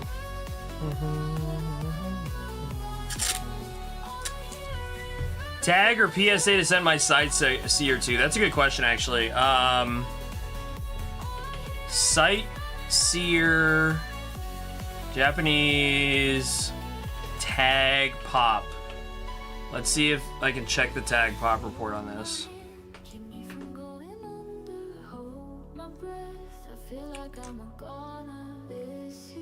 There's only one with tag, and it's a tag 8. So make of that what you will. You could be the only one with a tag 10. If it was me, I would send it to CGC and see if I could get a CGC Pristine 10, because those actually sell for more than tag 10s do, which is surprising. But it's hard to get a Pristine. Not as hard to get a PSA 10. But I would send it to CGC. I think the CGC slab looks the best. Doke is in. Let's go. Doke's got the Lieutenant Surge's Bargain SIR. PSA 9. $18 card for Doke. We're at 107% EV, folks. This is usually where we get a run. 2% chance to pull the Grail, the Pika P.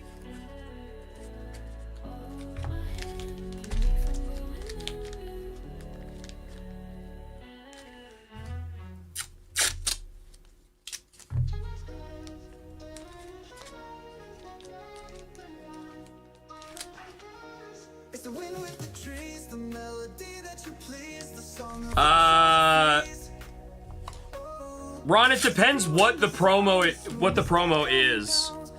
It depends on the promo card, and then it also depends on if it's gradable or not, but I think it's a set that you'll like probably be able to get. The Pokemon Center ETBs, like, they just are such an exclusive item. Juicy, here we go, $30 pack. That's why they have their value. But it also depends on the packs inside. If that makes sense. Juicy, we got the Iono's Bellybolt PSA 9. Juicy, that is a $14 card. You are in the no man's land of not getting a pity pack, but having to listen to the fart noise. Yeah. Yeah. Sorry about it. MGS is in the building. Two $30 packs. In the building, not in the house. In the building. Let's go. MGS is going in. Here we go. First pack magic for MGS. We got the Chase Kingdra. $77. Even though it's a PSA 9, $77. EV still at 105% though. MGS, let's see what else we can get for you. Latias in a 9 from V-Star Universe. That's a $17 card. And one more here for MGS. Flying Pikachu V in a PSA 9. $14 card for MGS. EV at 108%, even though we pulled a $77 card. This Pikachu is going to anchor that EV pretty high. Here we go, Doke.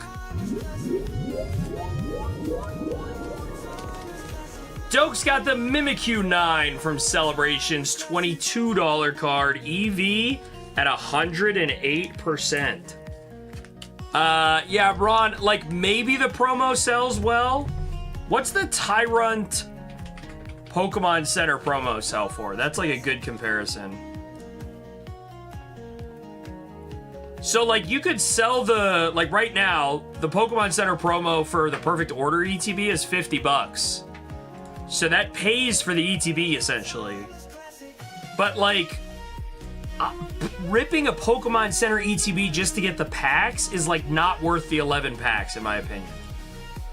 But that's just me. All right, we're in on the 30. Here we go, folks. Wake up. Wake up. Steelix in a 9 for Juicy. PSA 9 gets you a $19 card. Juicy, we go again. We've got the Rockets Crobat in a 9. PSA 9 gets you a $19 card again, Juicy. We go to Doke now.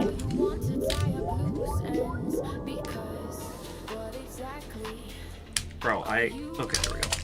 Skuntank V in a 10. The Silver Tempest Full Art, $51 card for Doke. Doke, there we go. We needed that. Still at 109% EV, folks. Reese is in. CGC 10 Pristine. Charizard. $26 card there for Reese. We got Gilded Goblin going in. First time tonight for Gilded Goblin. Bang. Ethan's Ho-Oh in a 10. $49 card. The Destin Rivals Ultra Rare. How's that EV looking? 108 still. RJI Cincy back-to-back pulls here. Bulbasaur in a 9, the illustration rare. $36 card. Very nice. Very nice. We go again. RJI Cincy. Imposter Professor Oak. PSA 9. Only going to get you $15. Ryan. Not bad overall. 109% EV. Here we go, folks. Doke is in. Riolu PSA 9. $20 card there for Doke. Juicy is up. And then Doke will be up again. Juicy got the Destin Rivals Team Rockets Raticate. It's tough. It's a good card.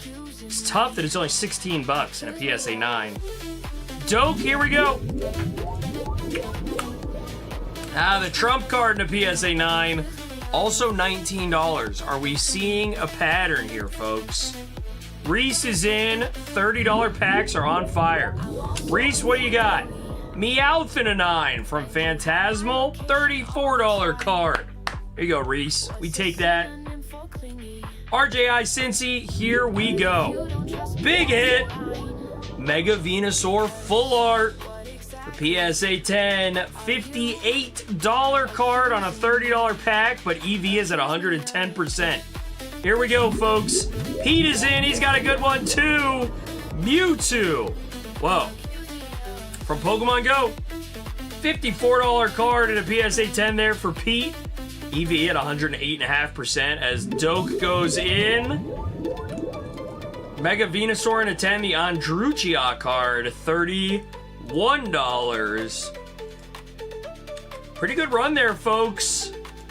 Almost at a 1 in 3 chance of pulling the Pikachu, or sorry, 1 in 33 chance of pulling the Pikachu VMAX. Almost a 3% chance. 1 in 3 would be an extreme assumption. Tapu Koko SIR from Paradox Rift here. PSA 10 up top still. Snorlax VMAX from Sword and Shield base. PSA 9 also there. And we have one more Pity Pack floor card. EV still sitting almost at 109% as Juicy goes in. Quiz, have a good night, sir. Palday and Wooper. PSA 9. You don't even get $19 for this PSA 9. You only get 18. Juicy. We go for Doke. Doke's got the Gardevoir in a PSA 9 from Celebrations. 9 gets you 29. Nice pull there for Dokes. Ron is in twice. Let's see it. Ron's got it. The Snorlax VMAX. $56 for the Sword and Shield base PSA 9. Full art Snorlax VMAX. I like that card. Ron, we go again. Nice pull, Ron. The Bulbasaur Mega Evolution Box Topper promo in a PSA 9. $25 card. Ron, there you are. 109% EV for Dokes. Japanese Mega Lucario in a 10 from Mega Brave. $19 there. 110% EV. What a run. What a run.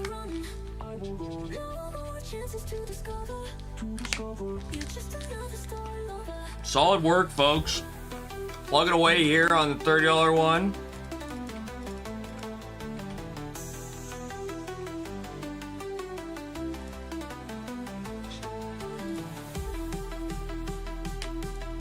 Let's see. Reese is in. $30 pack for Reese. Miriam.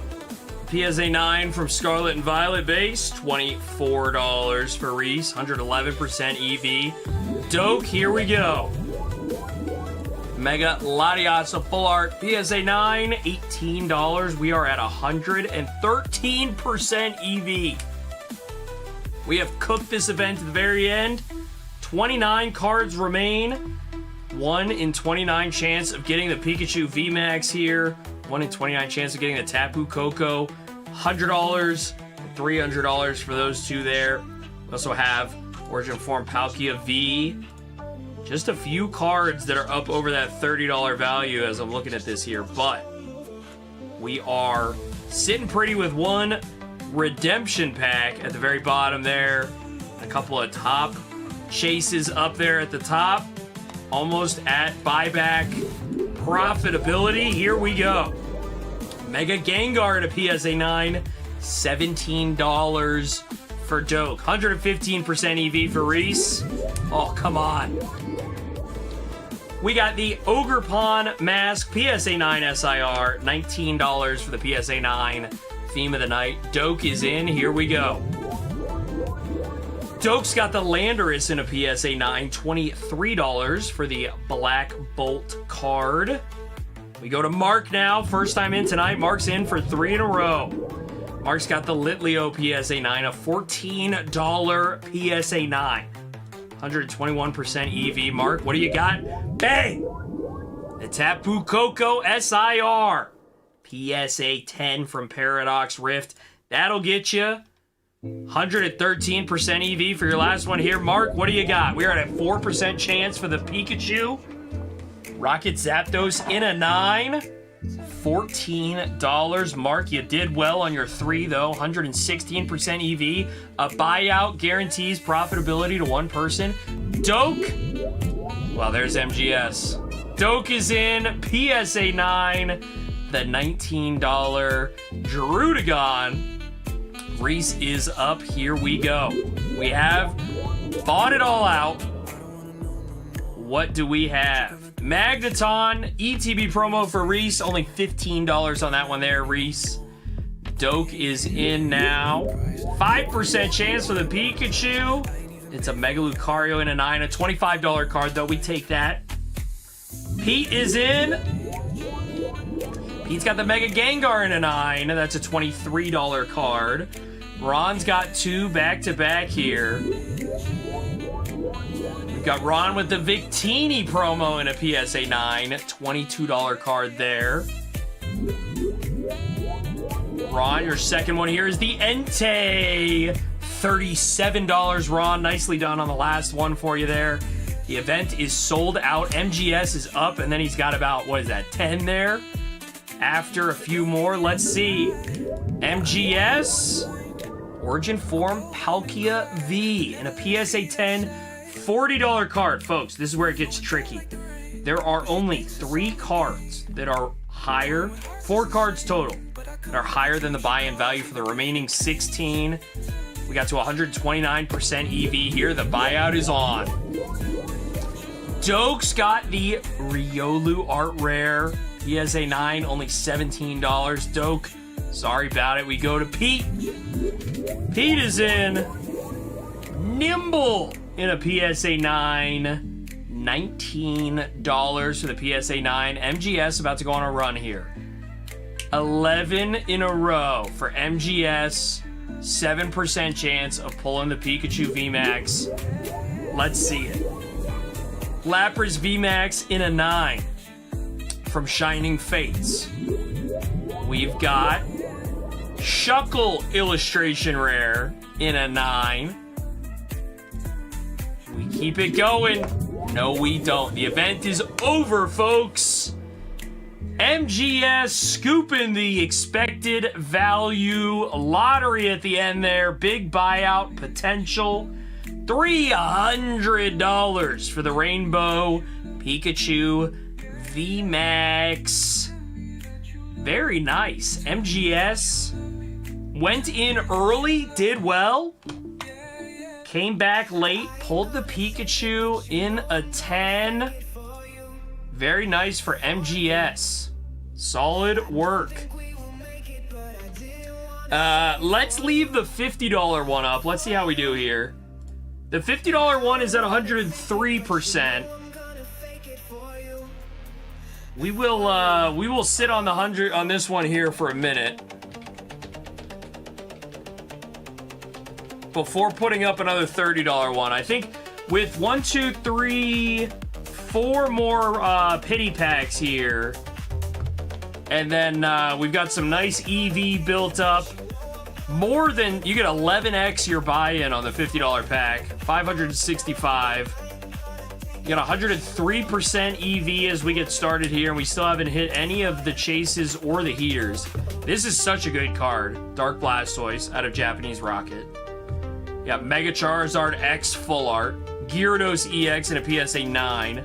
Mareep in a 10. Superior in a 10. Japanese Mega Dragonite. Dark Vileplume First Ed. And the Pikachu 25th. We'll leave that $50 one up there for a minute as the lowest tier. 101% EV here on the 75er. And the 150 is chilling at 99. That's where we're at, folks.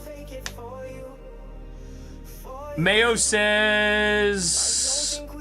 Why? We could put another 31 up later. 22, hey girl, but once we finish the event, it is done. Mayo says, why Tag Bolt Magikarp Wailord GX 200 now? Got it 2 weeks ago. It was 145. Japanese cards took a big spike in the last week, especially a lot of the harder to pull ones.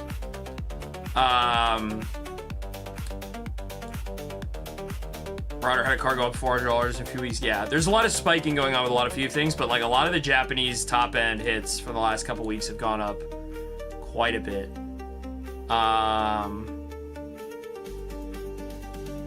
Yeah, the Mewtwo is one of them that's going absolutely nuts right now.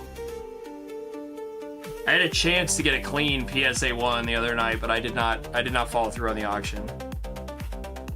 Does the DR Chase Mewtwo go back to $800 raw by the end of the year? There is going to be a Destin Rivals reprint of ETBs this summer. That's the rumor. I don't know how much that affects the price of the Mewtwo, but like if you're not looking to get a PSA 10, the raw price should fall. In theory, but like in actuality, like who knows, man.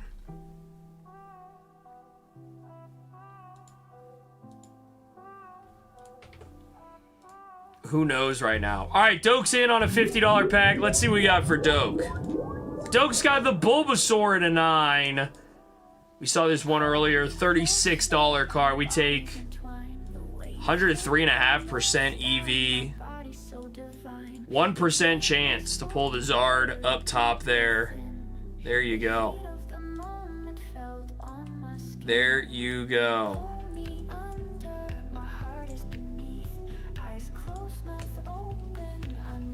Mayo says I want my DR Masters to raise the value over time.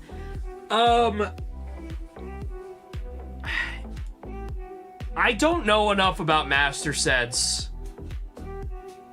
In theory, they'll raise over time, but like usually what happens is like the top end cards continue to raise in price over time, and then like the mid-level cards maybe stagnate or like fall a little bit, and the lower end cards will fall like pretty steeply, and then as the set gets like really old, then you see like a steady rising of everything, but like the top continues to separate. Like go look at Shining Legends.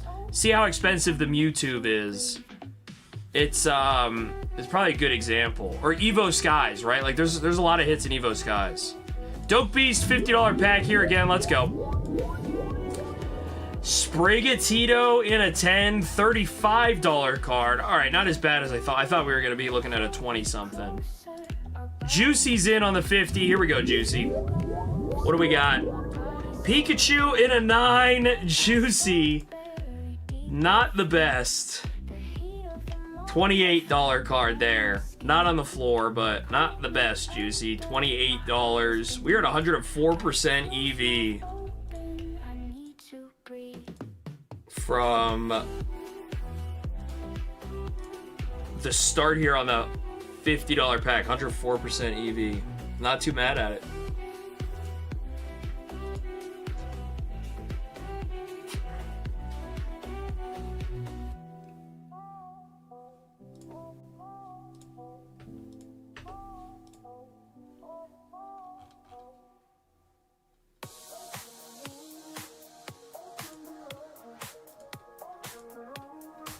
Doke's in again. Doke, appreciate you going in. Let's see what we got for you on the 50 here. I swear I just saw this card a second ago.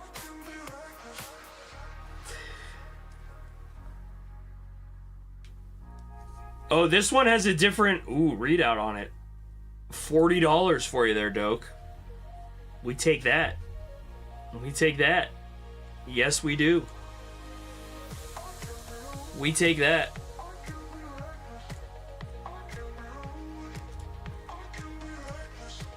EV, 104.5%.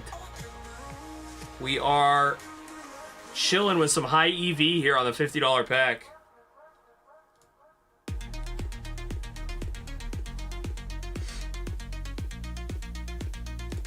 Juicy, we go again. Come on, boss. Still no heaters, chases, or grails. Phantasmal Flame, Zacian illustration rare in a 9. Juicy, I have found you lying on the floor, sir. Can we make up for it with a pity pack? Let's see what we got. Juicy's got the pity pack. Is there a hit? Not even a hit from the pity pack, boss. Not even a hit for the pity pack for Juicy. 22 Hey Girl's going in on the 50. She says, I'm not waiting. I'm not waiting for the 30s. Give me a 50. We got good odds for you. 105.2% EV. Come on, 22 Hey Girl. Mega Gengar from Phantasmal Flames. PSA 9, though. $23 card. That is not what you want to see. 22 Hey Girl on that one there. We go to Doke on the $50 pack once again. Boo indeed. Hey, we got the Pikachu full art. PSA 10, $82 card for Doke. Very nice, Doke, the $82 card. Still going to have 105% EV, folks. We like that. We like that. New variable says 34 likes. Indeed. Indeed.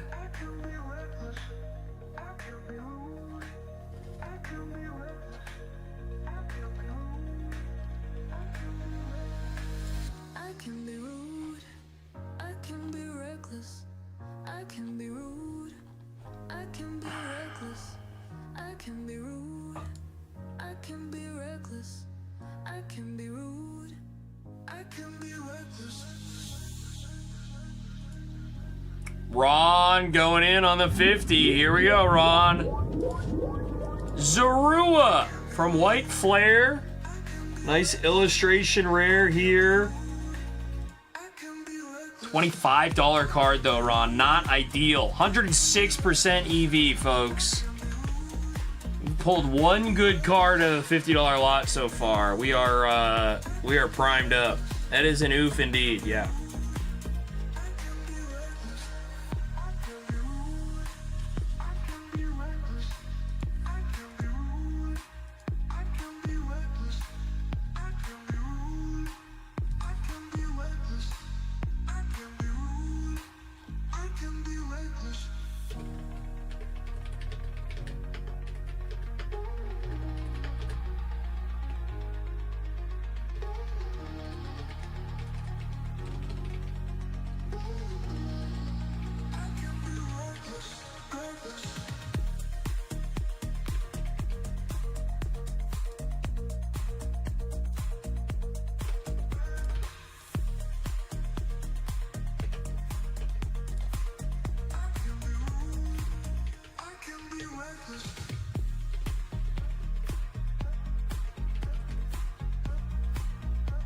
Ron says we go again. Here we go.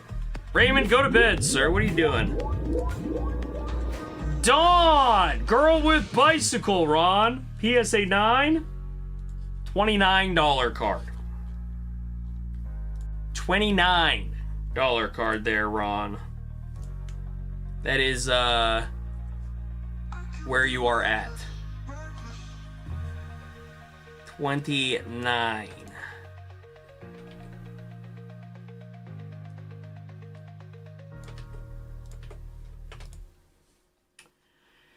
EV's ticking. 106.3%.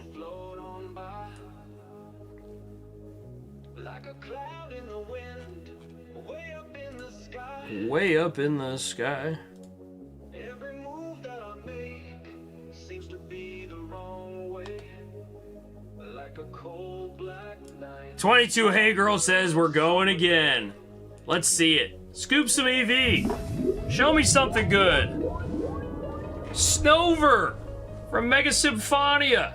PSA 10. $29 card. Man. 107% almost. EV. So far, we are losing the battle against Galaxy right now. All these plus money hits. Chilling, waiting for us at the moment. Bouse is in the building. Let's go, Bouse. $50 pack for the Bouse. That's a nice hit. Mega Halucha SAR for Mega Dream. $66 card. There you go, Bouse. Still 106.6% EV, folks. We take that. We take that. Let's see. Ron is in again. Ron, come on, bro. Show me something good. Actually, Ram Zekrom. Tag team. PSA 9. $43 card. We're moving in the right direction, Ron. We're moving in the right direction. Still need a big hit. You know, we're moving. From the day I was born, Sidle Jinx was my name. Though I tried and I tried, that name still remains. All right, let me grab something over here real quick.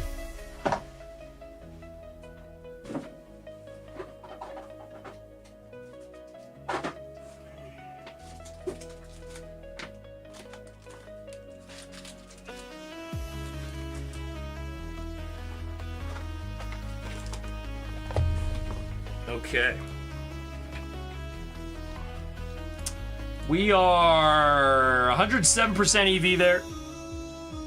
We just need to tip the scale on this one, just like we did with the 30. Once we tip the scale, then we get a run. We get some good stuff going, and then we cook. This is how we win. We just get them early.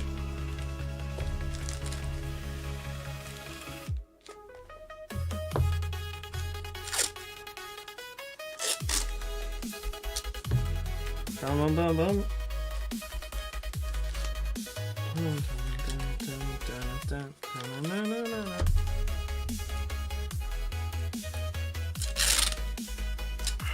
Gabe, what's going on, dude? What's up, Gabe?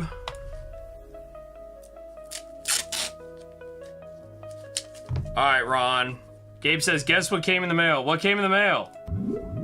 Oh, your Pikachu? Ron? We got a Japanese Mega Scrafty Mega Attack Rare. $43 PSA 10. We just couldn't break that limit, bro. Last one, I don't blame you, Ron. I don't blame you. Oh, PSA 10 Lily's Determination in Japanese. There you go, Gabe. That's a solid one. 107% EV remaining. How about that?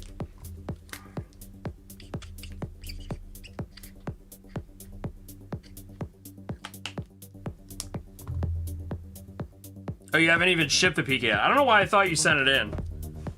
Do you know where you're sending it, Gabe? I was looking at Nolan's that he pulled. I understand the gem rate on those is really hard. I don't remember if yours was gradable or not, Gabe.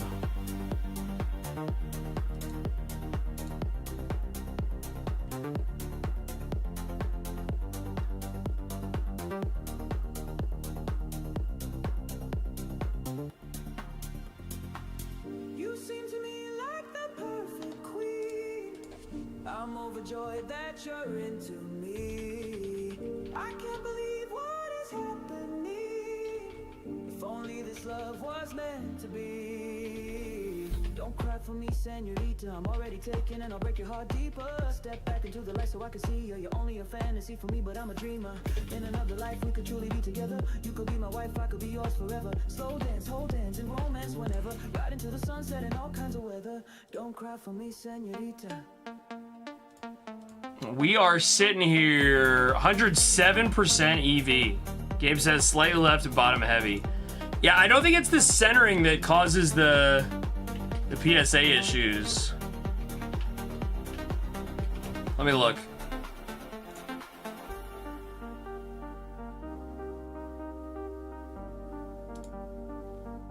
Yeah, it's only a 33% gem rate.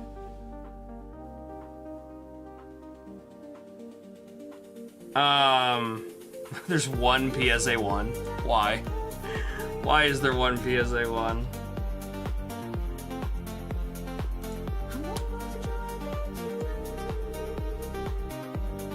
What's the CGC rate on this?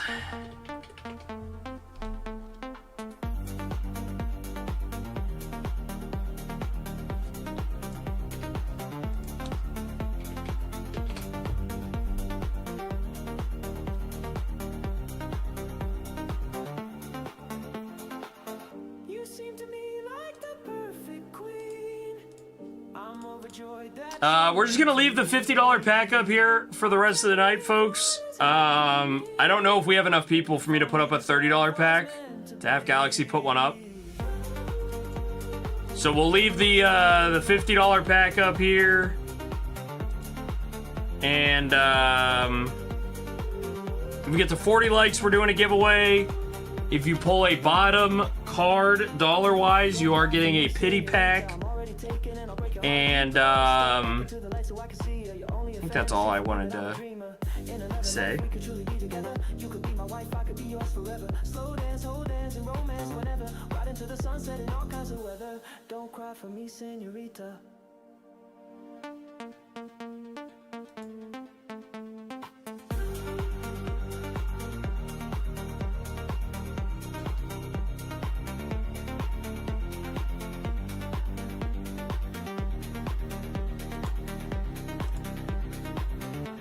The EV here on the, we're at 107% expected value. Your average card remaining is 107%.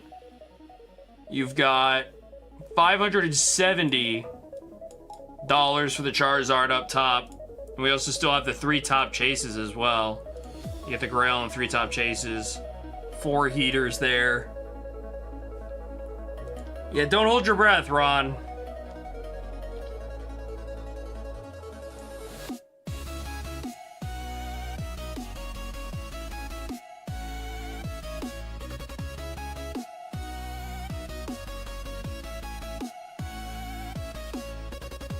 Let's go, Mayo. Yeah, I gotta pack you a big box, dude. You're gonna have some fun ripping some stuff this week. I appreciate all the support, my man. It, especially like I don't know how to explain it, and I know how to explain it, but I don't know how to, like, the impact on my mental when people add sealed product to their package that I'm already shipping them. It's like, it feels like free real estate, right? Like, it's like, I'm already gonna ship you a box, you throw in some extra sealed, you get to rip it, and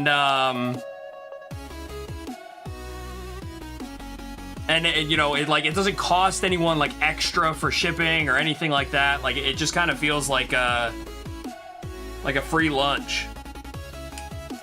Mutually beneficial, you know? I gotta get a new juice box together though. Because, yeah, those were my last 2.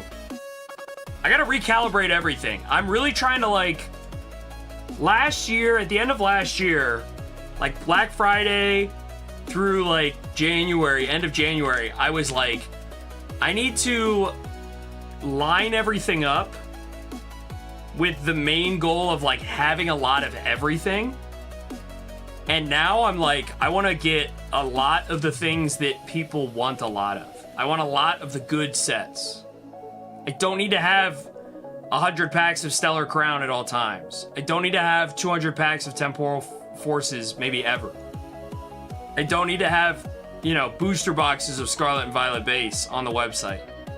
But I do need to have unlimited Ascended Heroes, unlimited Destined Rivals, unlimited Phantasmal Flames, unlimited Prismatic.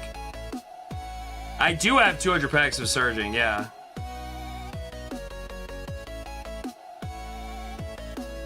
Well, I really appreciate it, Mayo, and, like, I don't know, like, I don't do any of that. Like, being transparent and, like, honest is, like, I understand that it's, like, a brand benefit, but it is also just, like, I don't know, like, I want to be here for a long time. Like, I want to be talking about how 10 years ago, you know, we hung out and, you know, I had, whatever, 24 viewers, 24 viewers, and I was a year in and I had 24 viewers, and yet I was still doing it full time. Like, 10 years from now, I still want to be doing it full time and, like, looking back on, like, this. Maybe not full time in the way that I'm doing it full time right now, but, like, you can never know. But,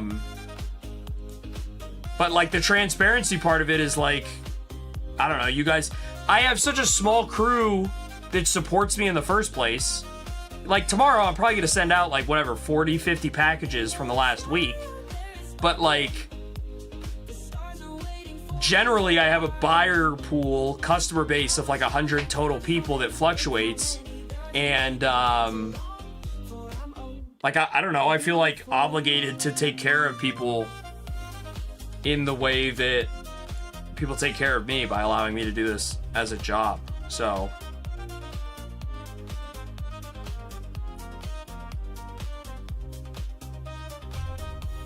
yeah, it's upfront. Yeah, it's upfront, Mayo. I definitely get what you're saying. Like, yeah. And I know that too. Like, I don't know. I'm very like understanding of why. There's a lot of people that are upset that rip and ship is a thing, but I think there's a lot of people that are like that buy from me specifically, and it's not like, again, it's not thousands of people buying from me, but like there's a lot of people that buy from me that like they wouldn't be able to just go to Target and get the packs or wait in line. But even if the packs were in stock, like they wouldn't be able to go. Like there just isn't a place for a lot of people. You say that too, yeah. And like I don't know everyone's situation, but like I know some people's situation to the extent of like, you know, there's a benefit to, I don't know, how much time you have to even rip packs in the first place. Like some people are happy to pay 105, 110% of market because then they don't have to top load the cards and they don't have to penny sleeve the cards and they don't have to deal with all the leftovers of the bulk or whatever it is because they're whatever, too busy crushing it, raising children, working more. Like there's all kinds of reasons that, you know, people buy from me. And like Jack's saying, I'm not driving 45 minutes to the empty shelf at Target. Like, but again, like to some extent, like you could just go on TCG Player and buy from there. But nameless, faceless TCG Player account, you know, maybe it's someone you do like, but like, or not even do like, but like it's a trusted store. They've got like tens of thousands of reviews.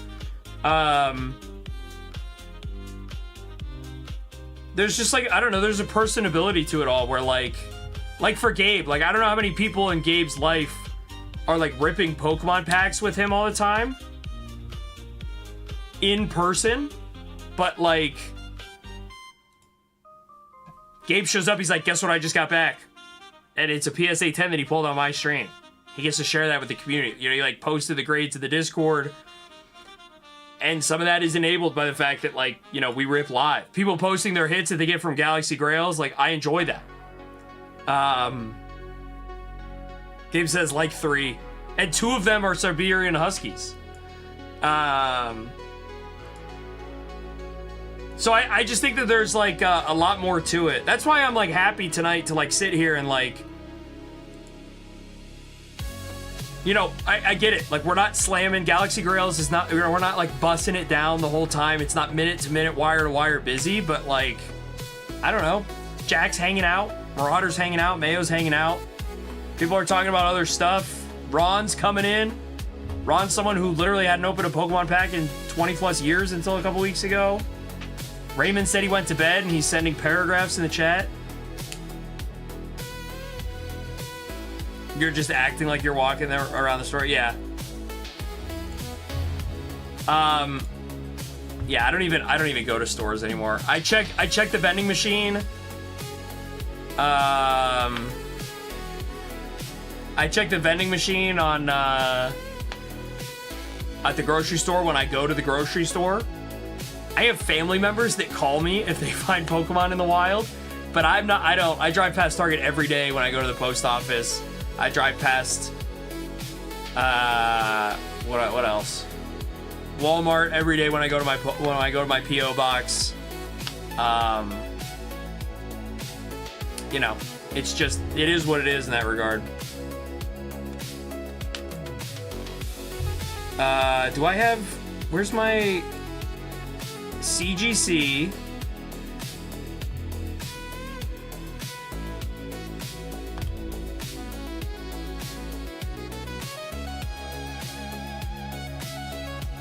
CGC has a 50% gem rate on Pikachu SIRs. Wait, where is this? Why did it open another page?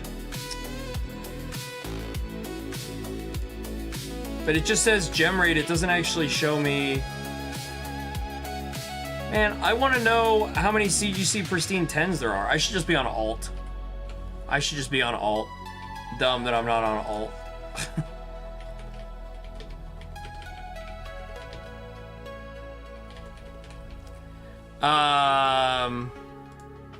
Okay.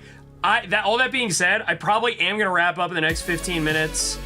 I gotta pack orders, so we're probably gonna get out of here in the next 15. Galaxy, yeah, probably gonna get out of here in the next 15. I gotta finish packing orders. I gotta help with a bath for the baby if they haven't done it already. Gotta eat dinner. So another 15 minutes here. I'll rip some packs if you guys go in on Galaxy. We'll open some stuff up. Again, I'm not begging by any means, but I do feel like we are primed. We're at 107% EV here on the $50 pack, so excited to get back to it next week. Excited to get back to it next week. All right, what we say here? Broadside went to the grocery store at 10 a.m. Some dudes can't in front of it. Came back like 5 p.m. Check the same. Yeah, there's all kinds of stuff on, and it's been like this for over a year now. Well over a year now, it's been like this. People are putting air tags on the restockers' car so they know when the restocks happen. People are unplugging the vending machines and plugging them back in to reset them. All kinds of garbage is happening. And that stuff to me is like, this is the difference between like a flipper and a scalper, and I genuinely mean this. I'm a flipper. I'm not a scalper. I am not in this to buy things at market price, or sorry, to buy things at MSRP and immediately sell them at market price.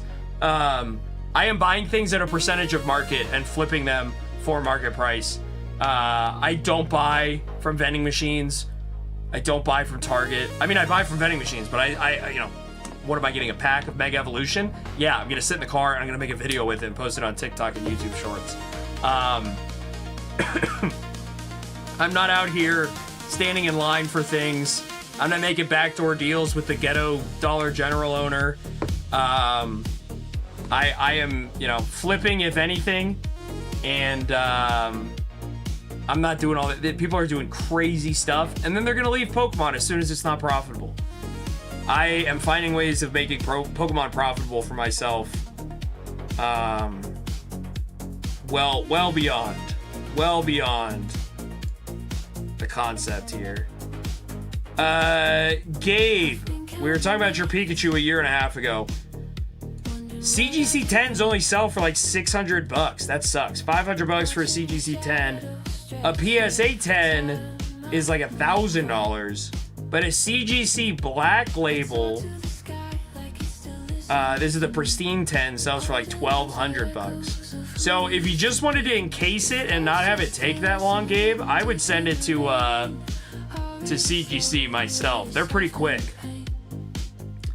Bayo, I thought about going to Target, so I passed on the way home, but I always feel like it's gonna be a wasted trip. Yeah, it's tough. You park, then you walk all the way inside, you walk over the card thing, you have to look around because, you know, it's like, what if there is Pokemon, but it's always just Lorcana and sports cards, and then you leave and you're like, ah. And it makes you feel bad about the hobby, too. Let's see what we got, Mark. $50 pack for Mark. He's got a good one. Let's go, dude. Mega Dragonite for Mark. The Mega Attack Rare. We sat there looking at 100%, 107% EV that whole time. Mark pulls a $90 card out of the $50 pack. Nicely done, Mark. We are still at 106% EV, though. That is not bad at all.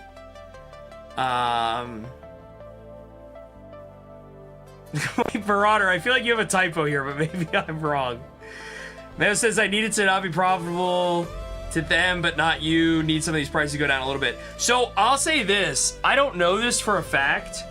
And I think, okay, I will say, the only time I've been nervous about rip and ships not being like profitable the way that I would expect them to be is last year during Black Friday.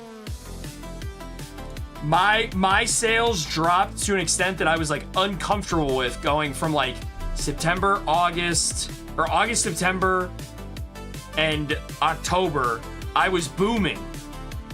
Like booming to the point of like, no question I need to stop working at my main job and be doing this full time. Black Friday hit. There's huge product dumps everywhere for sub MSRP. Everything's super cheap. People are spending money on the holidays. They're doing all their stuff. And I got like, not crushed, but like streams slowed down. It wasn't busy. Like we went from having like a 2-hour queue to having like no queue. And I was like, okay, I need to learn how to navigate this better next year. But from my understanding, when the market is down and you're able to buy things at sub MSRP on your own, I'm getting even better deals because I'm buying at wholesale at that point. So even if a pack of Mega Evolution 9 is $4.50 on the open market, I might be getting it at $3 a pack or $3.50 a pack. And so I can still make my margin by doing these big wholesale deals, which is the way that this whole thing works in the first place, right? Like, I'm sitting here, every box of Japanese that I get, the only reason that I'm able to get it cheaper than anyone else that's watching is you guys are buying one box at a time, whereas if you went to Japan and bought 20 boxes at once, 30 boxes at once from a Japanese supplier through the internet, you'd get a good deal, just like I do. That's the way all this is. You buy at wholesale price, you sell at market price. At a certain point, market price is more achievable for everybody. But for me, I think low price is fun. Oh, I don't know if you're gonna be able to do that, Ron. You might be able to buy some cards, but well, you can't get V-Star like that. V-Star's more expensive when I buy it in Japan than when I buy it in the US. V-Star I buy in cases from people in the US because they've already imported it, so there's no tariffs attached to it.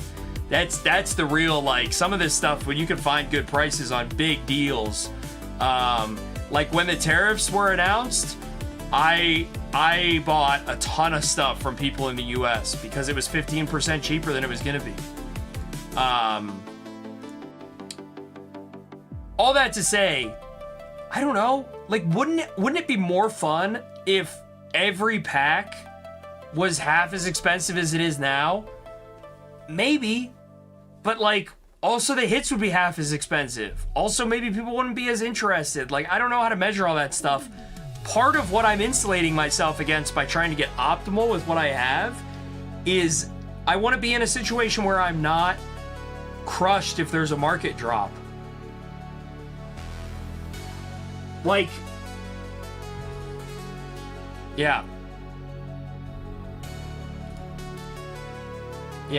I just don't want to end up in a situation where I like am bag holding a bunch of inventory, the market drops, and then nobody cares about my inventory, and then I'm sitting on it, and I can't buy the new stuff because I have the old stuff that nobody cares about or is not worth anything by comparison.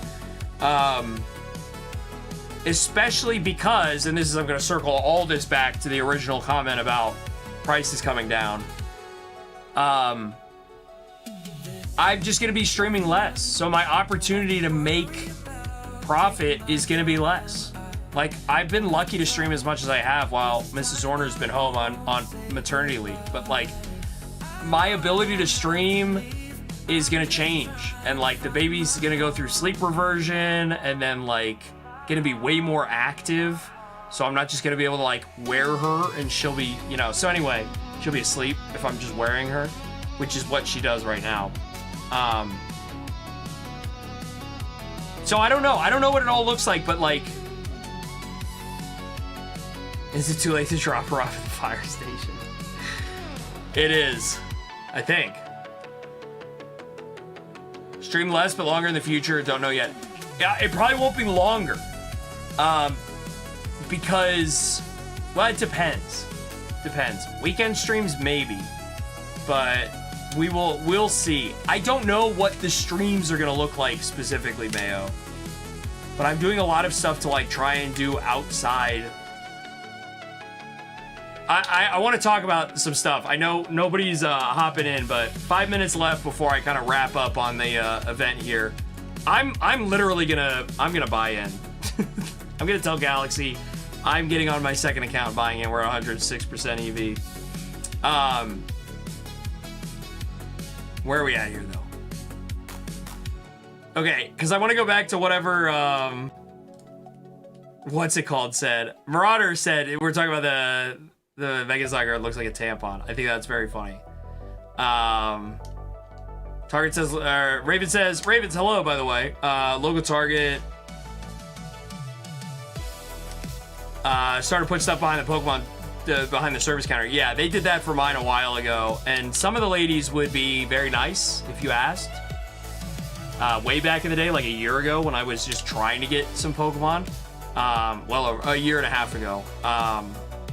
They already had it behind the counter. But then some of them, they'd be like, no, we won't sell it to you unless it's out there because there's a separate company that stocks it on the shelves. It's a whole big thing. I don't know. But yes, it is crazy out there regardless. Gabe says, we all love MSRP Journey together. Yeah. Look on eBay for shiny. Where can I get Pal V-Star? Yeah. Mayo, send me a Discord message. I'm placing a big order with Japan in the middle of next week. Or in the middle of this week, so it gets here next week. If there's anything you're looking for, like I wasn't gonna get V-Star, but like if they have V-Star, I will bring it over. Shiny Treasure I'm gonna have next week. Terrasso Festival Mega Dream I'm gonna have next week. Again, gotta have the good sets. I have so many boxes of Ninja Spinner. No one's bought any Ninja Spinner in the last week and a half. Probably gotta buy, stop buying Ninja Spinner. Probably gotta stop buying Null Zero. I have boxes of Team Rocket. We're doing the Heatwave Arena packs tonight. But it's the specialty sets. Everyone wants Black and White. Everyone wants Terrestrial Festival, Shiny Treasure, V-Star Universe, One Piece. I know. Listen. I have League of Legends sleeved packs, English League of Legends packs. That I'm like, do I even want to open that can of worms and like get them? Because then people are gonna expect them, and I'm gonna have to source them. They do, Creed. They absolutely do, Ron. They are. The Japanese cards are much better. The texture is better. The print quality is better. I think there's some cards where the English text is annoying compared to the Japanese text. Team Rocket too expensive. Rather just open DR. Absolutely, absolutely. I will have more Destined Rivals next week. My guy got the flu or something. He was supposed to give me a whole bunch this week, but he's got stuff for me next week. And then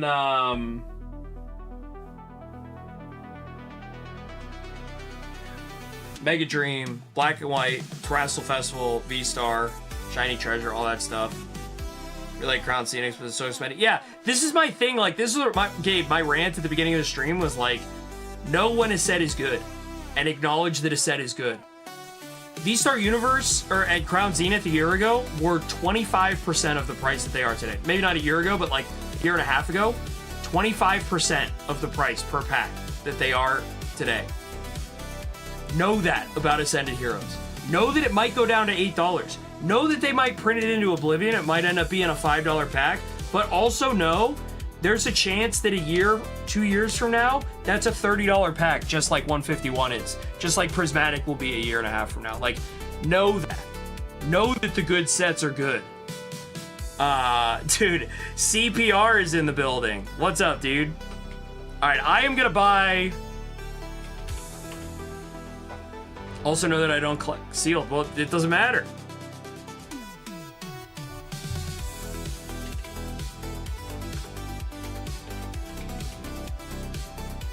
I think I have one pack that I can buy.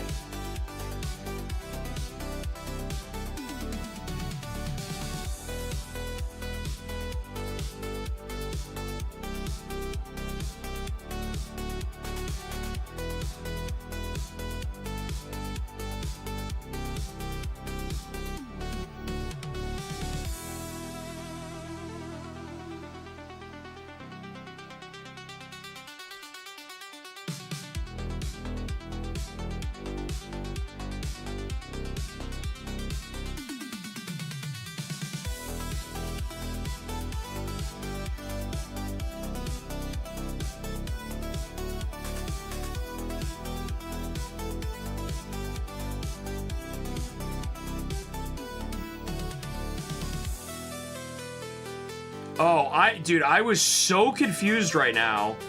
I'm literally sitting here staring at the screen trying to understand that there's a global event going on. I was like, when did I open all these for Cardman in the last 20 minutes? I was like, I must have completely blanked out.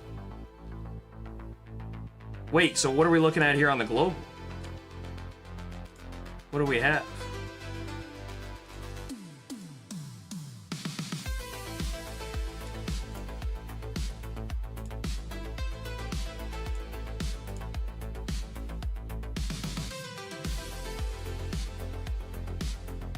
Oh, I see. Okay, I sit back.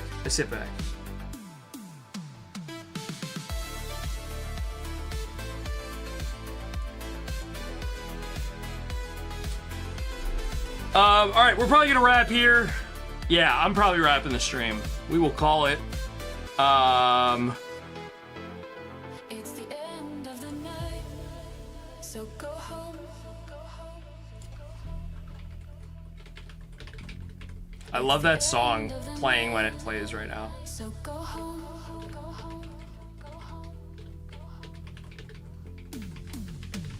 Let me see. All right, what did you guys talk about here at the end? We're probably gonna wrap the stream here in a second. I'm off for the rest of this week. Don't forget that, guys. So we'll be back next week on Monday.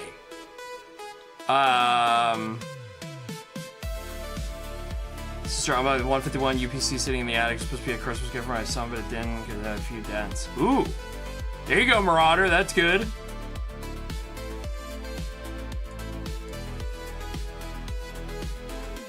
And then talking about Crown, I hear Rudy. Yeah. Yep. Well, I listen to every Rudy video. I listen to every Rudy video. At the end of the night, I go home. Yeah, I agree on Ascended. I'm gonna put a video out tomorrow of me talking about Ascended. I have a bunch of videos recorded that I need to put out. Raymond says, I told him. What does that mean? All right, we're getting out of here. We're going to call it a night. If you guys want to add any sealed onto your orders, feel free.